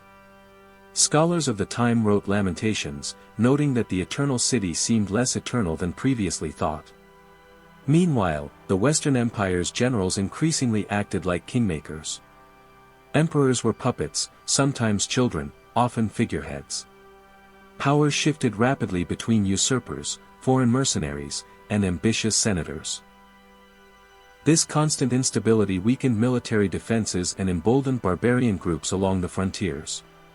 By mid-5th century, the Western Empire was in near-continuous crisis. Huns under Attila swept across Gaul and Italy. Vandals established kingdoms in North Africa, cutting off vital grain supplies. The economy, once robust, struggled under constant disruption and loss of territory. One of the last Western emperors, Romulus Augustulus, ruled briefly from 475 to 476 CE. He was young, inexperienced, and largely a puppet for his father, Orestes. The reality, the Western Empire was a shadow of its former self. Territories had been lost, armies were unreliable, and finances collapsed. In 476 CE, the Germanic chieftain Odoacer deposed Romulus Augustulus. He didn't proclaim himself emperor but ruled Italy as king, sending the imperial insignia to the Eastern emperor, Zeno. This act is traditionally marked as the fall of the Western Roman Empire. Rome's political control had ended, though its culture, laws, and legacy would endure for centuries. Meanwhile, the Eastern Empire, centered in Constantinople, continued. The Byzantines maintained Roman law, traditions, and governance, surviving for nearly 1,000 more years. The Eastern Empire would face its own challenges, religious disputes, wars with Persians and later Arabs, and internal power struggles, but it never collapsed entirely. Looking back, the fall of the West wasn't sudden. It was a slow process of erosion. Emperors overpowered by generals and usurpers. Borders under constant pressure from barbarian tribes. Economic instability and loss of critical territories. The social and political elite increasingly disconnected from ordinary citizens. Rome, in essence, had been exhausted from centuries of internal intrigue, civil war, and administrative overreach. By the time Odoacer arrived, the structure of the Western Empire was more symbolic than functional. From a historical perspective, the story of the late empire is full of fascinating personal dramas. Emperors killed by their own guards, ambitious generals seizing power, young rulers manipulated by mothers and advisors.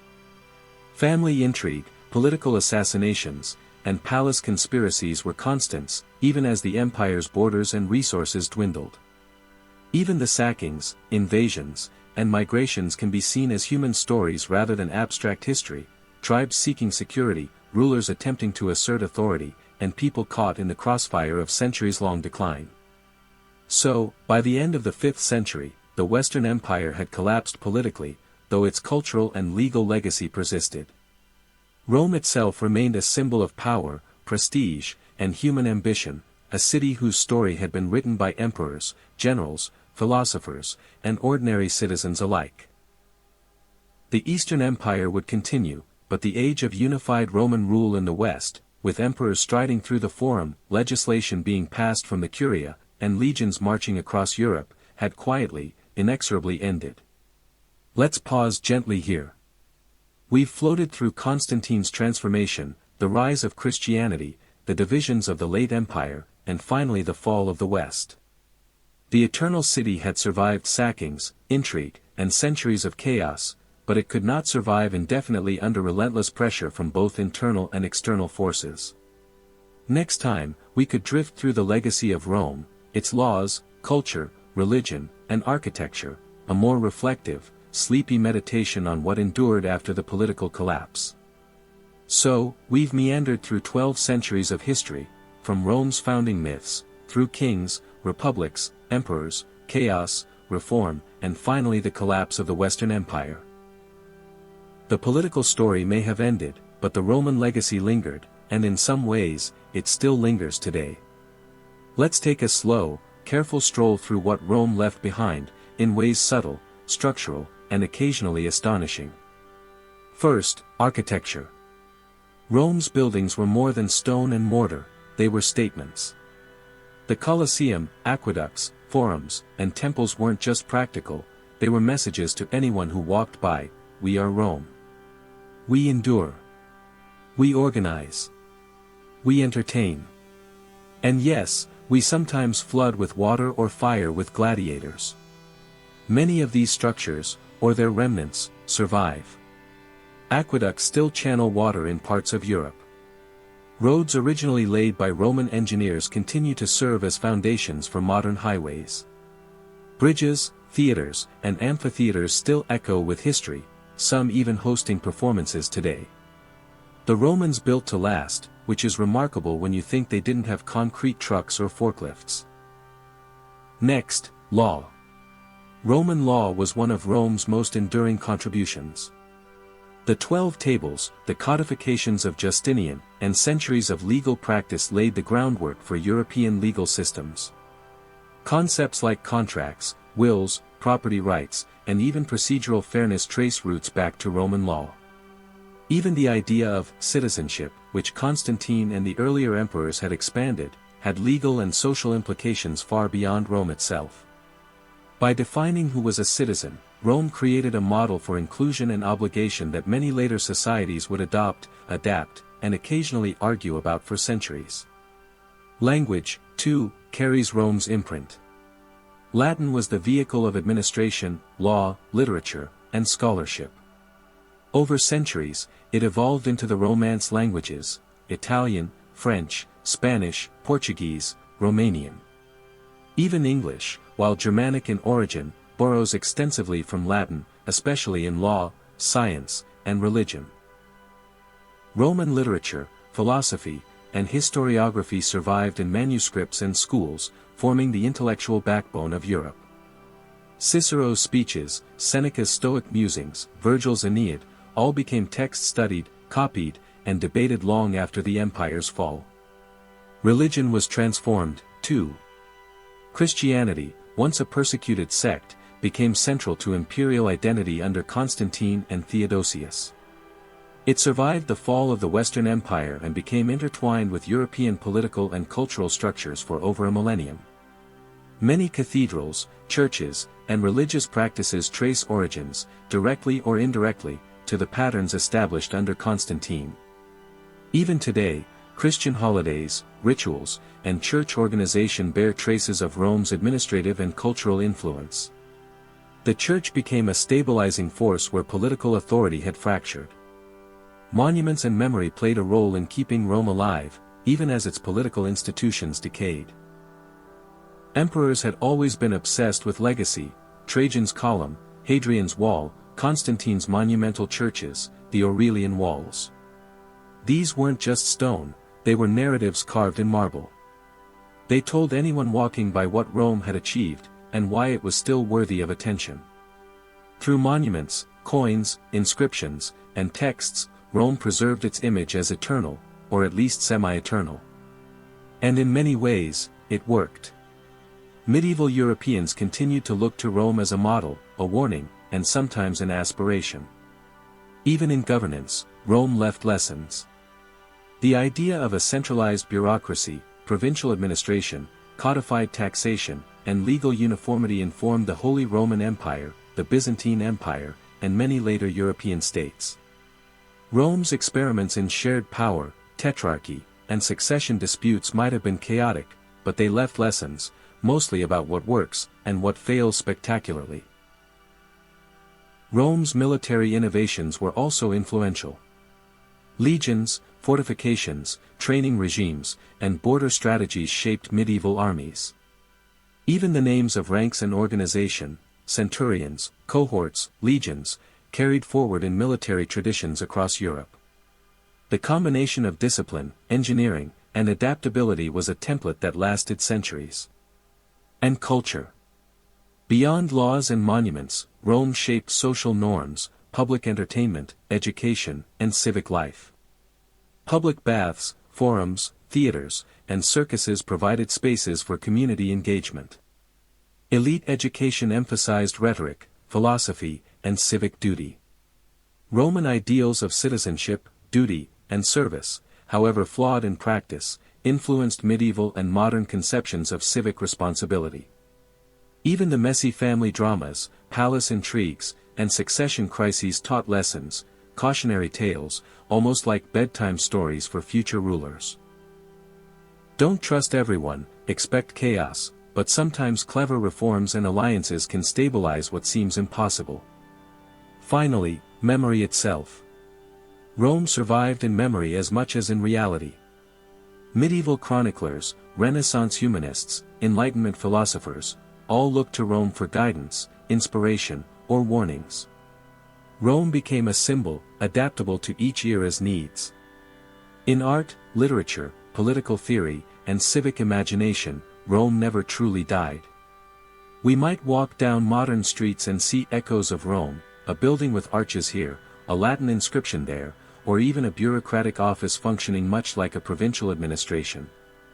Rome's story isn't just in history books, it's embedded in culture, thought, language, and the very framework of Europe.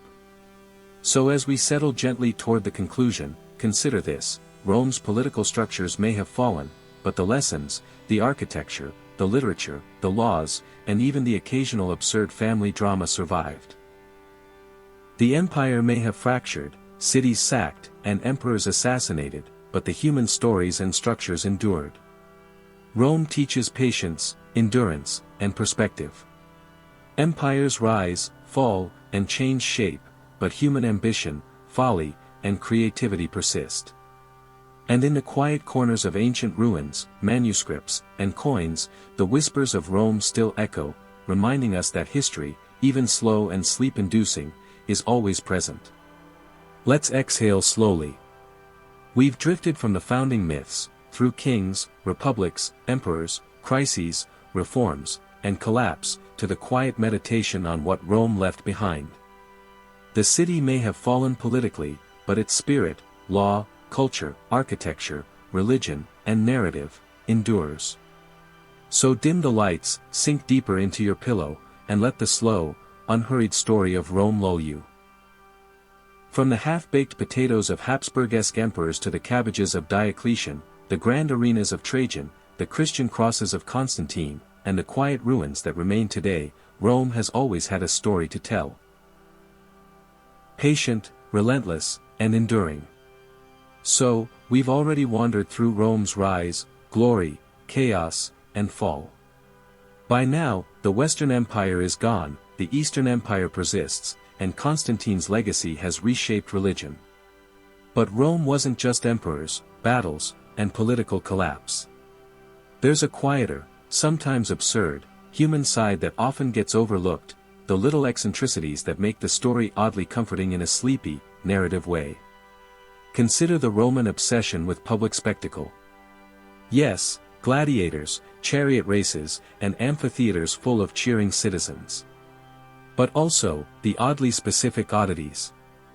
Like Emperor Elagabalus, who apparently hosted dinners where guests were showered with petals until some suffocated. Sleepy anecdote in context, because you can imagine historians narrating it in a monotone voice while you drift off. Or the way Claudius supposedly passed laws to regulate urine collection for tanning hides, because someone had to manage industrial hygiene in the empire. Bizarre, mundane, and strangely human. Rome had an almost relentless appetite for record-keeping and bureaucracy. Census lists, tax registers, legal decrees, endless paperwork. If you've ever tried to fill out a government form, you might imagine a Roman official in a toga sighing over a tablet, "Why do we do this again?" The same bureaucratic energy that sometimes caused chaos also preserved the empire's memory for us. Even family life was fascinatingly odd. Imperial families were notoriously unstable. Brothers killing brothers, mothers manipulating sons, daughters married off to cement alliances. The Julio-Claudian dynasty alone gives enough material for months of sleepy storytelling. Nero, for example, a case study in capricious indulgence, reportedly played the lyre while parts of Rome burned, though some historians debate how much he actually fiddled. Whether literal or metaphorical, it's a reminder that human folly, vanity, ambition, indulgence, has always been part of leadership. And yet, there were moments of care, humor, and everyday humanity. Marcus Aurelius writing Stoic meditations, Hadrian traveling through provinces and commissioning walls and villas, Diocletian quietly tending cabbages in retirement.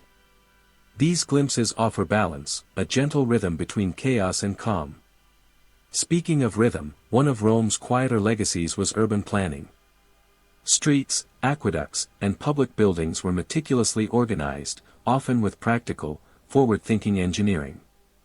Some Roman cities were laid out with a grid pattern, forums at the center, and amenities for citizens.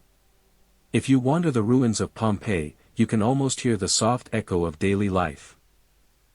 Merchants calling, children playing, citizens queuing at fountains. It's mundane, it's human, and yet it's remarkably intimate, even in ruins. Roman law and governance also shaped later European thought in subtle ways. The distinction between civil and criminal law, contracts, property rights, and even procedural fairness influenced medieval jurists and modern legal systems. The echoes of Roman bureaucracy can be traced in contemporary civic administration. Rome may have fallen politically in the West, but the systems it developed persisted in unexpected, practical ways. Religion, of course, remains a central legacy. Christianity, as we saw under Constantine and Theodosius, became intertwined with imperial identity. Over centuries, it spread throughout Europe, reshaping culture, politics, and ethics. Yet, Rome never fully discarded its old gods. Pagan rituals, festivals, and artistic motifs persisted alongside Christian practices. The blend of continuity and transformation is part of what makes Rome endlessly fascinating. And architecture. Let's float there for a moment. From the Colosseum to aqueducts, from triumphal arches to domed temples, Roman construction was about durability, visibility, and symbolism. Rome engineered solutions that still impress, arches distributing weight, concrete underwater, roads connecting distant provinces. Walk along the Appian Way, and you're literally following footsteps from 2,000 years ago. Buildings weren't just functional, they told stories, enforced social order, and projected power. Even in decay, their structure continues to influence city planning and construction. We should also mention culture, food, entertainment, and leisure. Romans ate elaborate meals, sometimes exotic, sometimes absurd, dormice, flamingo tongues, or more standard fare like bread, olives, and wine. Public baths were social hubs, libraries attached to gymnasiums, and forums provided stages for debate and gossip. In a sleepy sense, one could imagine wandering these spaces, observing daily life, and realizing that beneath the political chaos, ordinary Romans lived lives rich in nuance, habit, and small joys. Finally, let's reflect on memory. Rome endures in literature, law, city planning, religion, and collective imagination. Medieval scholars looked to Roman texts, Renaissance architects emulated Roman proportions, and even modern governments borrow Roman organizational ideas. Rome persists not only because of conquest or monuments, but because humans have always been storytellers, keepers of memory, and interpreters of the past. Even a sleepy history video like this exists because someone cares about the echo of Rome. When you consider the absurdity, the genius, the triviality, and the tragedy all at once, Rome becomes a deeply human story, one you can follow at a calm, unhurried pace. So as we draw part 12 to a close, imagine walking through the ruins of a forum, hearing echoes of senators, gladiators, merchants, and philosophers. Imagine tending a Roman garden, tallying accounts in a dusty ledger. Or attending a quiet religious ceremony that blends pagan and Christian traditions.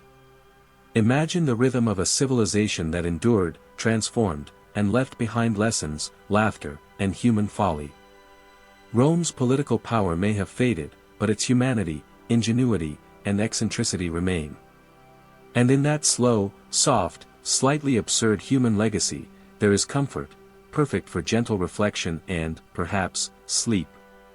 By now, we've drifted through centuries of Roman history, kings, republics, emperors, wars, reforms, and collapse. But let's slow down further and consider Rome not as a sequence of events, but as a collection of small, human stories that whisper through time. These are the details often overlooked, the eccentricities, and the quieter moments that make Rome feel alive, even in ruins. Take, for example, the daily life of an ordinary Roman citizen. People who didn't appear in history books still contributed to the rhythm of empire. Shopkeepers in Pompeii carefully displayed their goods, jars of olive oil, wine amphorae, dried figs.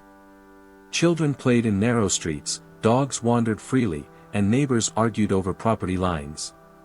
Even as emperors rose and fell, life at the street level continued in a predictable, strangely comforting rhythm. Imagine walking past a fountain where someone is washing clothes, while in the forum above, senators debate taxation or war. The contrast is soothing in its own way. History is chaotic, but daily life persists quietly, even imperceptibly. Let's not forget the eccentricities of Roman elites. Elagabalus, mentioned before, liked to host dinner parties with absurd decorations, unusual delicacies, and surprise events that might horrify anyone with modern sensibilities. Claudius supposedly wrote histories and laws while balancing personal quirks, like a fascination with mushrooms and legal minutiae. These stories remind us that even in the heights of power, human behavior is consistent, indulgent, capricious, curious. Then there are the monuments, those silent storytellers. Columns, arches, amphitheaters, temples, all reminders of both grandeur and mortality. Consider Trajan's column, a spiraling narrative carved in stone, depicting victories and campaigns, yet also the sweat, exhaustion, and daily toil of soldiers. Every stone is a fragment of ordinary and extraordinary life intertwined. Even more mundane structures, aqueducts, roads, warehouses, tell us about the empire's priorities. Romans cared about water, movement, trade, and administration. They built systems to last centuries, and they largely succeeded. Walking along an old Roman road, you're connecting to a rhythm established 2 millennia ago, people moving, goods traveling, cities thriving quietly alongside political machinations.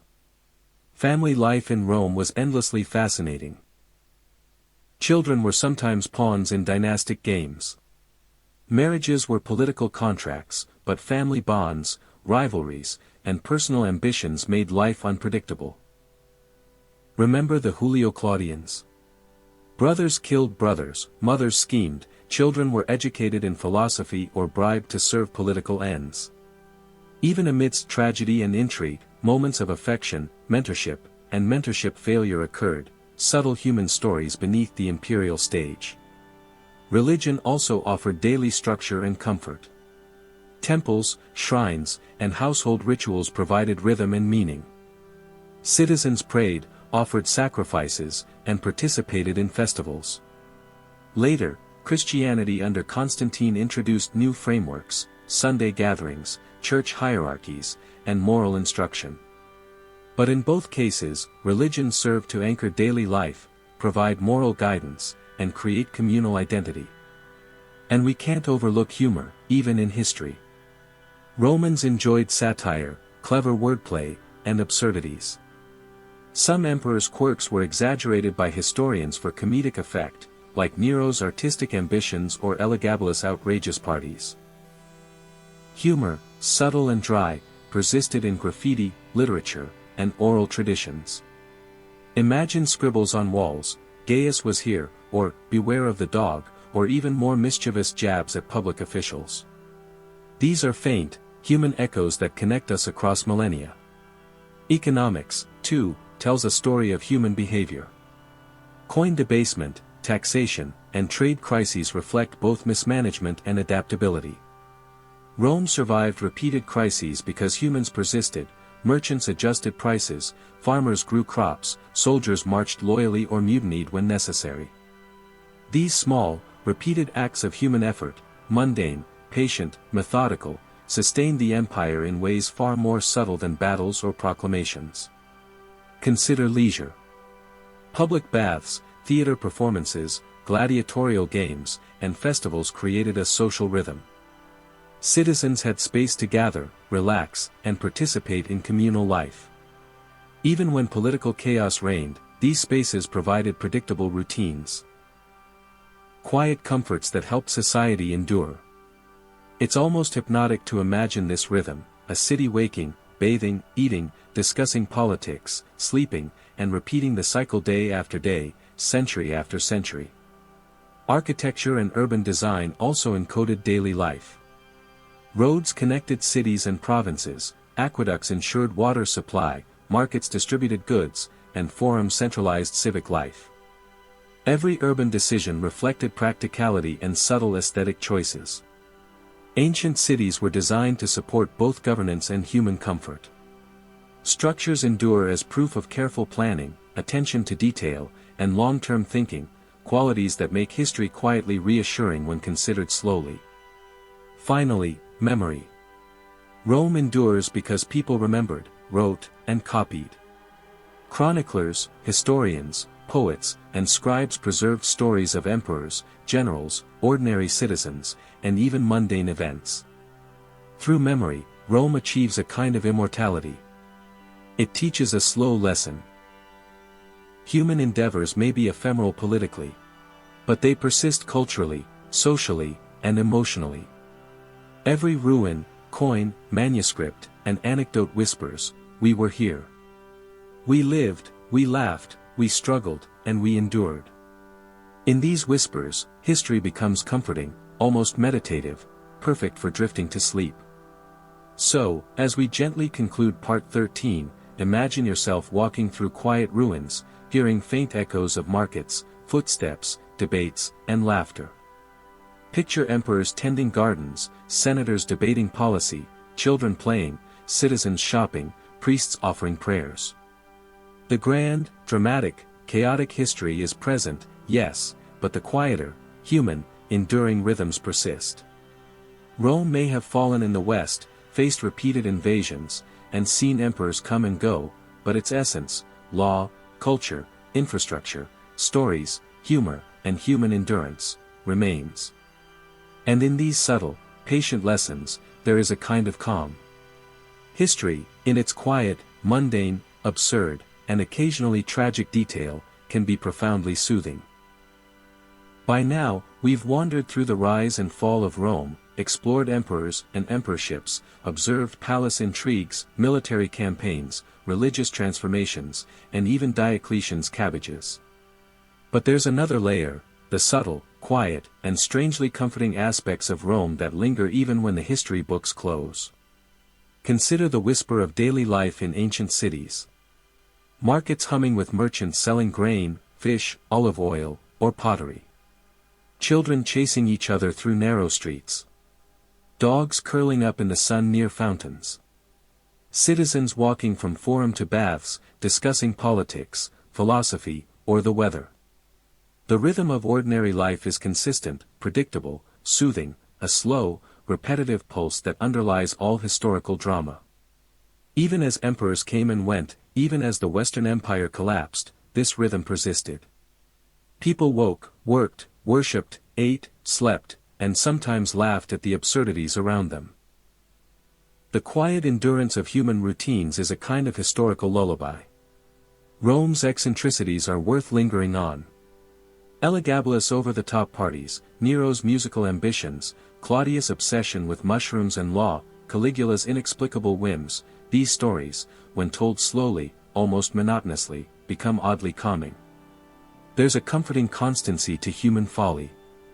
Ambition, vanity, curiosity, indulgence, these traits repeat endlessly across centuries, yet life continues. Imagine a historian narrating these events in a slow, flat tone, the absurdity becomes almost meditative. The human patterns are clear. Power doesn't always teach wisdom, but it always teaches routine. Architecture, again, offers quiet lessons. Columns, aqueducts, amphitheaters, and roads were practical, yes, but they also encoded rhythm and order. The arches of a bridge distribute weight methodically, aqueducts bring water steadily into the city, streets are laid in grids for easy navigation. Even in ruins, the structures communicate patience, foresight, and continuity. Walk along the Via Appia, and every stone is a silent teacher, reminder that humans can create things that endure, that serve daily life, and that convey stability amidst chaos. Small details often go unnoticed. Roman graffiti, sometimes humorous, sometimes mundane, offers glimpses into everyday humor. Messages like, "I was here, beware the dog," or teasing inscriptions about lovers and rivals tell us that humor and social commentary existed in everyday life, not just in literature or speeches. These traces, quiet and fleeting, are like whispers across time, connecting us to ordinary Romans. They remind us that history is lived, not just recorded. Family life remains endlessly fascinating. Dynasties may dominate textbooks, but ordinary families also lived, loved, argued, and endured. Children played, households cooked, neighbors gossiped. These patterns create a human continuity. The empire's political chaos might dominate headlines in ancient chronicles, but domestic rhythms persisted quietly in the background, like a soft, unchanging heartbeat. Even the drama of elite families, assassinations, marriages, manipulations, can be viewed with gentle detachment when told in a monotone voice. The human patterns are soothing in their predictability. Ambition, fear, loyalty, and folly continue across generations. Religion, too, offered a daily structure that helped Rome endure. Pagan rituals, Christian gatherings, household prayers, and public festivals established a rhythm to life. People participated in rituals, observed holidays, and marked time through seasonal celebrations. Religion gave life a comforting predictability, even as empires rose and fell. Christianity, emerging under Constantine, layered on top of these traditions without fully erasing them. Pagan motifs lingered, cultural habits persisted, rituals adapted. Life, though politically chaotic, maintained a cadence that people could rely on. Economics provides another quiet layer of continuity. Taxes had to be paid, coins minted, grain transported. Merchants adjusted prices, farmers harvested crops, and soldiers patrolled borders. Everyday human effort, mundane but persistent, maintained society long after political stability waned. It's these repetitive, patient acts that sustain civilizations, more than battles or decrees. Imagine a historian describing coin debasement, market fluctuations, or tax records in a slow, even tone. The mundane details of daily effort, repeated for centuries, become hypnotically soothing. There's a rhythm to human activity that transcends emperors, invasions, and conquests. Entertainment in Rome also contributed to societal rhythm. Public baths, theaters, games, and festivals provided shared experiences. Citizens could gather, relax, observe, and participate in communal life. Even amidst political upheaval, these recurring routines offered stability and continuity. The repetition of leisure activities, bathing, watching, cheering, conversing, becomes a quiet, meditative story in itself. Architecture and urban planning reinforced this rhythm. Streets, markets, forums, and aqueducts structured the flow of life. Cities were designed not only for efficiency but for the well-being of inhabitants. Walking these spaces today, even as ruins, one can feel the pulse of daily life centuries ago. And memory, perhaps the most enduring aspect. Rome survived because people remembered it, wrote it down, copied texts, and preserved stories. Chroniclers, historians, poets, and scribes kept the empire alive in narrative form. Monuments, inscriptions, coins, and manuscripts carried fragments of human endeavor across centuries. Even as political structures fell, these memories endured, allowing later generations to access, interpret, and reflect on Roman life. History becomes a quiet companion, a slow current that carries human experience forward. So as we drift toward the final gentle pause, imagine walking through a deserted Roman street at twilight. Hear faint echoes of merchants, children, and philosophers. Imagine an emperor quietly tending cabbages, a senator pacing in a forum, or a child writing graffiti on a wall. The grand narrative of politics, war, and empire continues in the background, but the everyday rhythm persists. Rome, in its essence, is a meditation on human persistence, creativity, and folly. It teaches us patience, endurance, and perspective. Empires rise, fall, and shift shape, yet ordinary life, human effort, humor, and rhythm continue quietly. And so we close part 14 with a soft exhale. Rome's story, grand, chaotic, absurd, and enduring, reminds us that history is as much about the quiet, persistent human rhythms as it is about emperors, battles, and laws. In these whispers, these small patterns, we can find calm, reflection, and perhaps a gentle lull toward sleep. By now, we've traced Rome from its mythical beginnings to its political collapse, from Constantine's religious reforms to the fall of the Western Empire. Yet, the story doesn't truly end with emperors or invasions. Rome endures in subtler ways, in architecture, law, language, culture, and the rhythms of human life itself. Let's linger here, in these quieter echoes, and reflect on what makes Rome eternally fascinating in a calm, unhurried way. Consider the small, human details. Citizens waking at dawn, bakers pulling bread from ovens, merchants setting out goods at the market, children running along cobblestones. Streets filled with conversation, laughter, and occasionally arguments over property lines or political opinions. Life moved steadily, even as empires rose and fell around them. There's something almost hypnotic in imagining this rhythm, a consistent pulse of daily activity, a soft background to the drama of emperors, battles, and court intrigue. This pulse persists, whether in a thriving city or in the quiet ruins we explore today. Now, the quirks of Rome's rulers. Nero, with his artistic ambitions and infamous anecdotes, Claudius meticulously writing laws while indulging eccentric habits, Elagabalus hosting wildly absurd dinners. These stories, when narrated slowly, are soothing in their predictability. Human folly has a cadence, and observing it calmly can be surprisingly meditative. Even the most dramatic moments, civil wars, palace intrigues, political assassinations, have a rhythm when told in a gentle monotone. Ambition, fear, vanity, and curiosity recur across generations, creating patterns that the mind can follow without alarm. Architecture continues to teach patience and planning. Aqueducts channel water, roads connect provinces, forums and amphitheaters structure civic life. Each stone, arch, and column embodies methodical thinking and long-term vision. Even in ruins, these structures speak of endurance and subtle ingenuity. Imagine walking through a crumbling forum, noticing the layout of streets, the remains of shops, and faded inscriptions.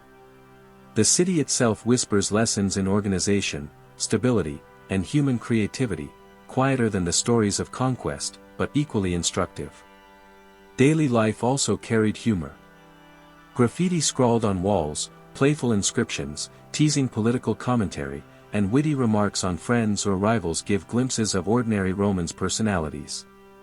These small traces are almost like gentle whispers from the past. We lived. We joked. We endured. Even when political chaos raged, people found ways to interact, amuse themselves, and maintain social bonds. This subtle persistence is one of the most calming aspects of Rome's legacy. Family life adds another layer of continuity. While elite dynasties battled for power, ordinary families carried on. Children learned trades, households managed meals and finances, neighbors shared news and advice. Domestic rhythms. Birth, education, marriage, work, play, continued quietly, even as political structures crumbled. This consistency, the repetition of small human routines, is almost hypnotic when considered slowly. It's a reminder that history isn't just about dramatic events, it's about the steady persistence of human life. Religion, too, provided structure. Pagan rituals, Christian practices, household worship, and seasonal festivals marked time, gave meaning, and created community. Constantine's reforms and Theodosius' decrees layered Christian order over existing traditions, but the basic human need for ritual and structure persisted. In this context, religion is less about doctrine and more about rhythm, marking days, seasons, and life stages in a predictable pattern that helps societies endure. Economics, though often dry, reflects human persistence. Taxes had to be collected, crops harvested, goods transported, and coins minted. Merchants, farmers, and soldiers contributed to the slow maintenance of society. Repetition, patience, and adaptability ensured that even during periods of political instability, life continued. Describing these mundane, repetitive acts in a slow, monotone narrative becomes meditative. The small, patient efforts of ordinary people underpin the grand sweep of history. Leisure and social life also provided stability. Public baths, theater performances, festivals, and games gave citizens predictable routines and spaces for relaxation and social interaction. Even as empires crumbled, these patterns continued, gentle reminders of normalcy in the midst of chaos. Urban planning reinforced this rhythm. Streets, markets, forums, and aqueducts structured daily movement and interactions. Cities were designed to support both function and human comfort.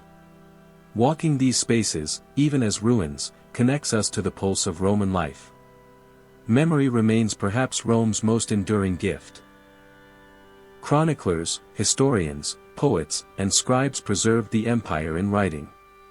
Monuments, coins, inscriptions, and manuscripts carried stories across centuries. Even when political authority failed, memory endured, allowing subsequent generations to learn, reflect, and imagine. Rome teaches that human endeavors persist in memory and culture, not just in politics or conquest. The quiet endurance of stories, records, and monuments offers a form of immortality that is subtle, patient, and enduring. Imagine a final stroll through ancient Rome at dusk. Markets are quiet, fountains trickle, a few children linger in the streets. Senators have returned to homes, priests extinguished ceremonial fires, soldiers patrol silently. The grand narrative of empire exists in the background, but the rhythm of daily life, work, play, human connection, continues softly. Even ruins, scattered coins, faded frescoes, and broken inscriptions whisper continuity, human effort, and endurance.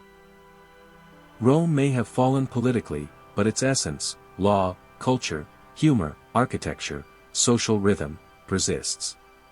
As we conclude part 15, take a deep breath.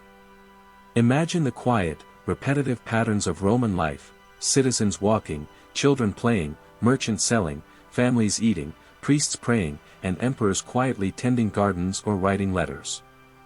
The empire's drama continues in narrative form, but the human rhythm carries on, gently, persistently, and calmly. Rome teaches patience, continuity, and perspective. Empires rise and fall, yet ordinary life endures. History, observed slowly and quietly, becomes a meditative companion.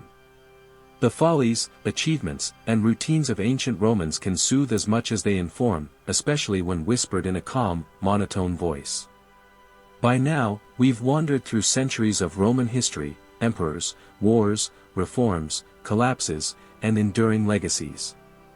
But there's one final layer, the texture of Roman life itself, the quiet, mundane, and human details that persist beneath the grand narrative.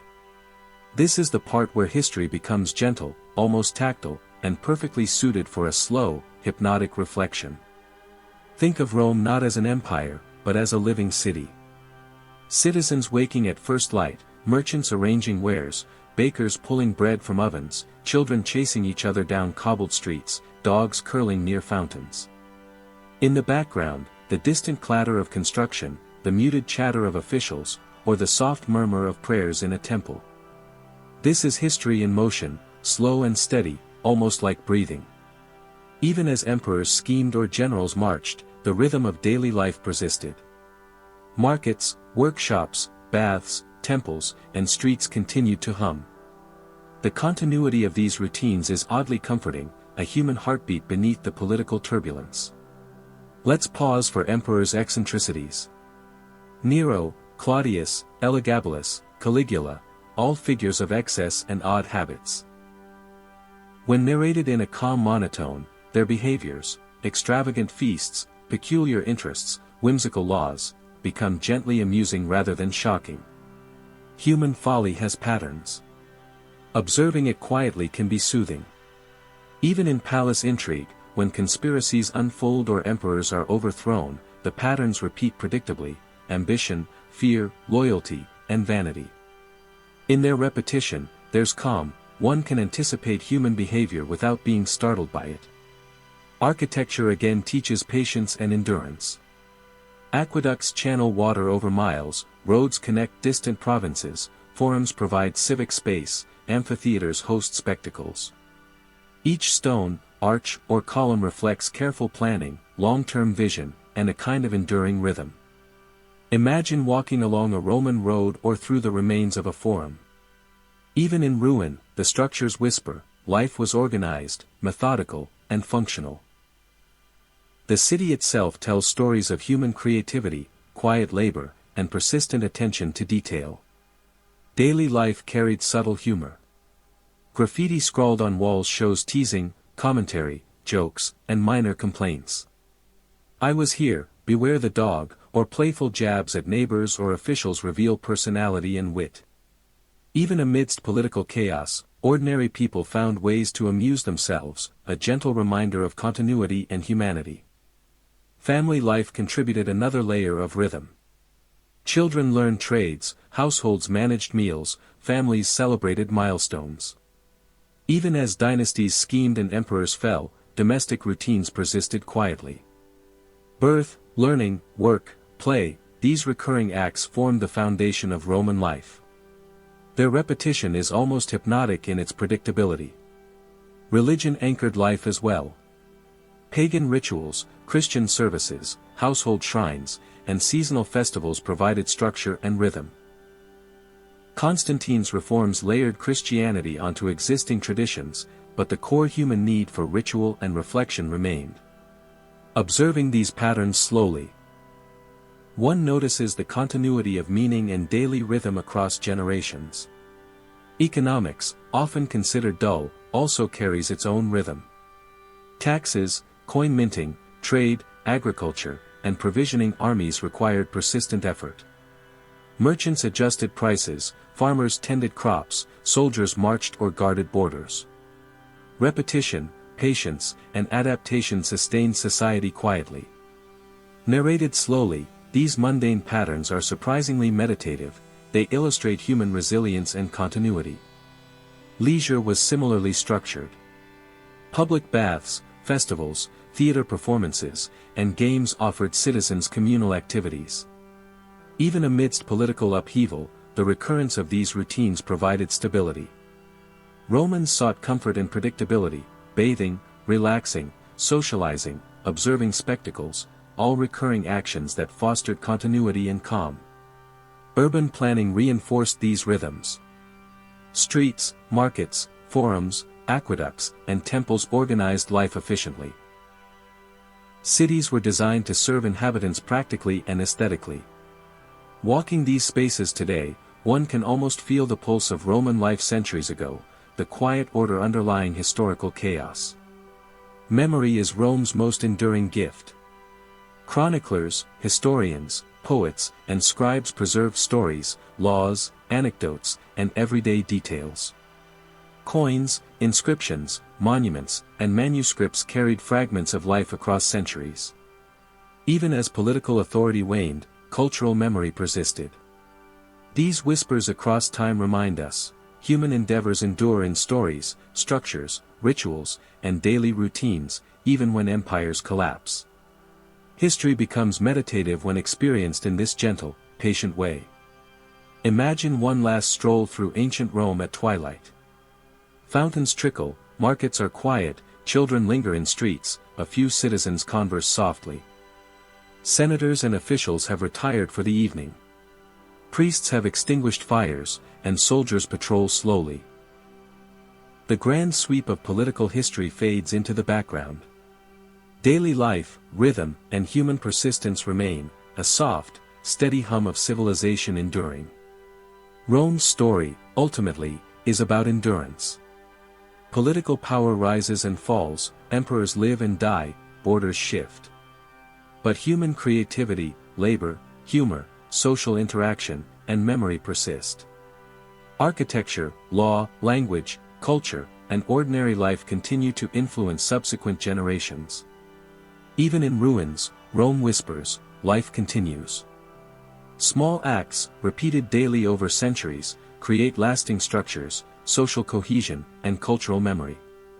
History is not just spectacle, it's rhythm, pattern, and continuity. Observed slowly, it becomes a gentle meditation. As we gently close part 16, breathe slowly. Imagine citizens walking home, children playing, merchants closing shops, priests offering prayers, and the empire's pulse softening with evening.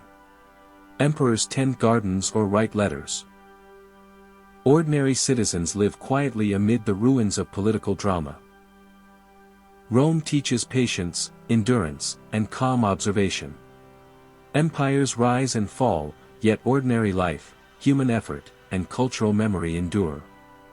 This is history as lullaby, slow, rhythmic, and endlessly human. By now, we've wandered through Rome's founding myths, epic expansion, emperors, political chaos, and the eventual collapse of the Western Empire. Yet, beyond the grand narratives lies another layer, the rhythm of ordinary life, the small patterns, and the persistent human behaviors that make Rome enduringly familiar and strangely calming when observed slowly. Imagine the city streets. Morning light touches cobblestones, merchants begin arranging their wares, grains, oil, wine, pottery. Children chase each other, laughing, along the narrow streets, while dogs rest in shaded corners. Citizens walk to baths, forums, or markets. Even as emperors plan conquests or scribes record decrees, daily life continues in a predictable pulse. This rhythm is hypnotic. The continuity of ordinary life provides a soft counterpoint to political chaos. Empires rise and fall, yet daily routines persist, quietly, persistently, reassuringly. The quirks of rulers, viewed calmly, become almost meditative. Nero's musical ambitions, Claudius' obsession with mushrooms and law, Elagabalus' extravagant dinners, each is a small reminder that human eccentricity is timeless. When narrated in a slow, steady voice, these peculiarities transform from shocking anecdotes to gentle patterns of human behavior.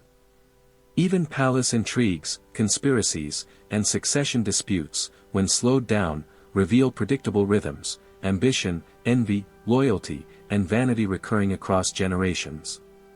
Observing these patterns calmly becomes a soft lesson in human nature. Architecture teaches subtle patience. Aqueducts carry water across miles, roads connect distant provinces, forums centralize civic life, amphitheaters structure leisure. Each construction project reflects long-term planning, methodical execution, and a focus on sustaining daily life. Walking through ruins, one can sense the rhythm of Roman activity, shops opening, citizens strolling, debates echoing softly, water flowing steadily. Structures themselves whisper lessons in endurance and continuity, even after centuries of decay. Everyday life also contained humor, often subtle. Graffiti scrawled on walls reveals jokes, teasing, and social commentary, "I was here, beware the dog," or playful remarks about neighbors. Even amidst political turmoil, ordinary Romans found ways to amuse themselves. These small traces act as gentle bridges across time, connecting us to the ordinary heartbeat of life. Family life reinforced continuity. Ordinary families managed daily tasks, educated children, cooked meals, and celebrated milestones. Even when dynasties schemed and emperors fell, these domestic routines persisted. Birth, education, work, play, all repeated across generations, forming a quiet, hypnotic rhythm. In these routines, the essence of Rome survives more reliably than the political machinations recorded in chronicles. Religion anchored life and created gentle rhythms. Pagan rituals, Christian ceremonies, household worship, and seasonal festivals provided structure. Constantine's Christian reforms layered new meaning over old practices, but the core human need for ritual and reflection endured. Observing these rhythms slowly, one notices the continuity of daily life across centuries. Economics reflects persistent human effort. Taxes collected, grain transported, coinage minted, trade maintained. Merchants adjusted prices, farmers tended crops, soldiers patrolled borders. Repetition and careful work sustained the empire quietly, without spectacle. Narrated slowly, this mundane continuity becomes meditative. Human persistence, rather than battles, forms the backbone of history. Leisure practices, too, provided predictability. Public baths, theater performances, festivals, and games allowed citizens to relax, socialize, and participate in communal life. Even amid political upheaval, recurring leisure activities offered structure and stability. The rhythm of bathing, watching, cheering, conversing, repeated over decades, establishes a comforting pattern. Urban planning reinforced this rhythm. Streets, markets, forums, aqueducts, and temples guided daily life. Cities were designed to balance practicality, comfort, and aesthetic appeal. Walking through these spaces, even as ruins, one feels the pulse of ancient activity, commerce, conversation, relaxation, and reflection. Memory preserves Rome's essence. Chroniclers, historians, poets, and scribes documented laws, stories, anecdotes, and daily life. Coins, inscriptions, and monuments carried fragments of human experience across centuries. Even after political collapse, memory endured, allowing future generations to learn, reflect, and imagine. The persistence of memory demonstrates that history is more than events, its patterns, repetition, and the endurance of human life. Observed slowly, these patterns are meditative, calming, and almost hypnotic. Imagine a quiet evening in ancient Rome. Fountains trickle gently, markets are closing, a few children linger, conversations fade, and merchants count remaining coins. Senators retire, priests extinguish fires, and soldiers patrol silently. The grand sweep of political drama is background noise now, daily life continues in soft, persistent rhythms. The small, repeated acts of human effort, tending gardens, cooking meals, repairing roads, teaching children, making law, recording events, form the enduring heartbeat of civilization. Rome's story is ultimately one of rhythm and persistence rather than spectacle alone. As we approach the final reflective pause of Part 17, imagine the empire not as battles and politics, but as texture, cobblestones worn smooth, inscriptions faded, columns crumbling but still upright, water flowing through aqueducts, laughter and chatter in the streets. Political structures may fall, but the rhythm of human life endures, quietly and persistently. Rome teaches patience, endurance, and calm observation. Empires may rise and fall, but ordinary life, with its humor, creativity, labor, and memory, persists. This is history as lullaby, slow, rhythmic, and endlessly human. If you enjoyed this journey through history, don't forget to subscribe, like, comment, and share for more stories. Thanks for watching.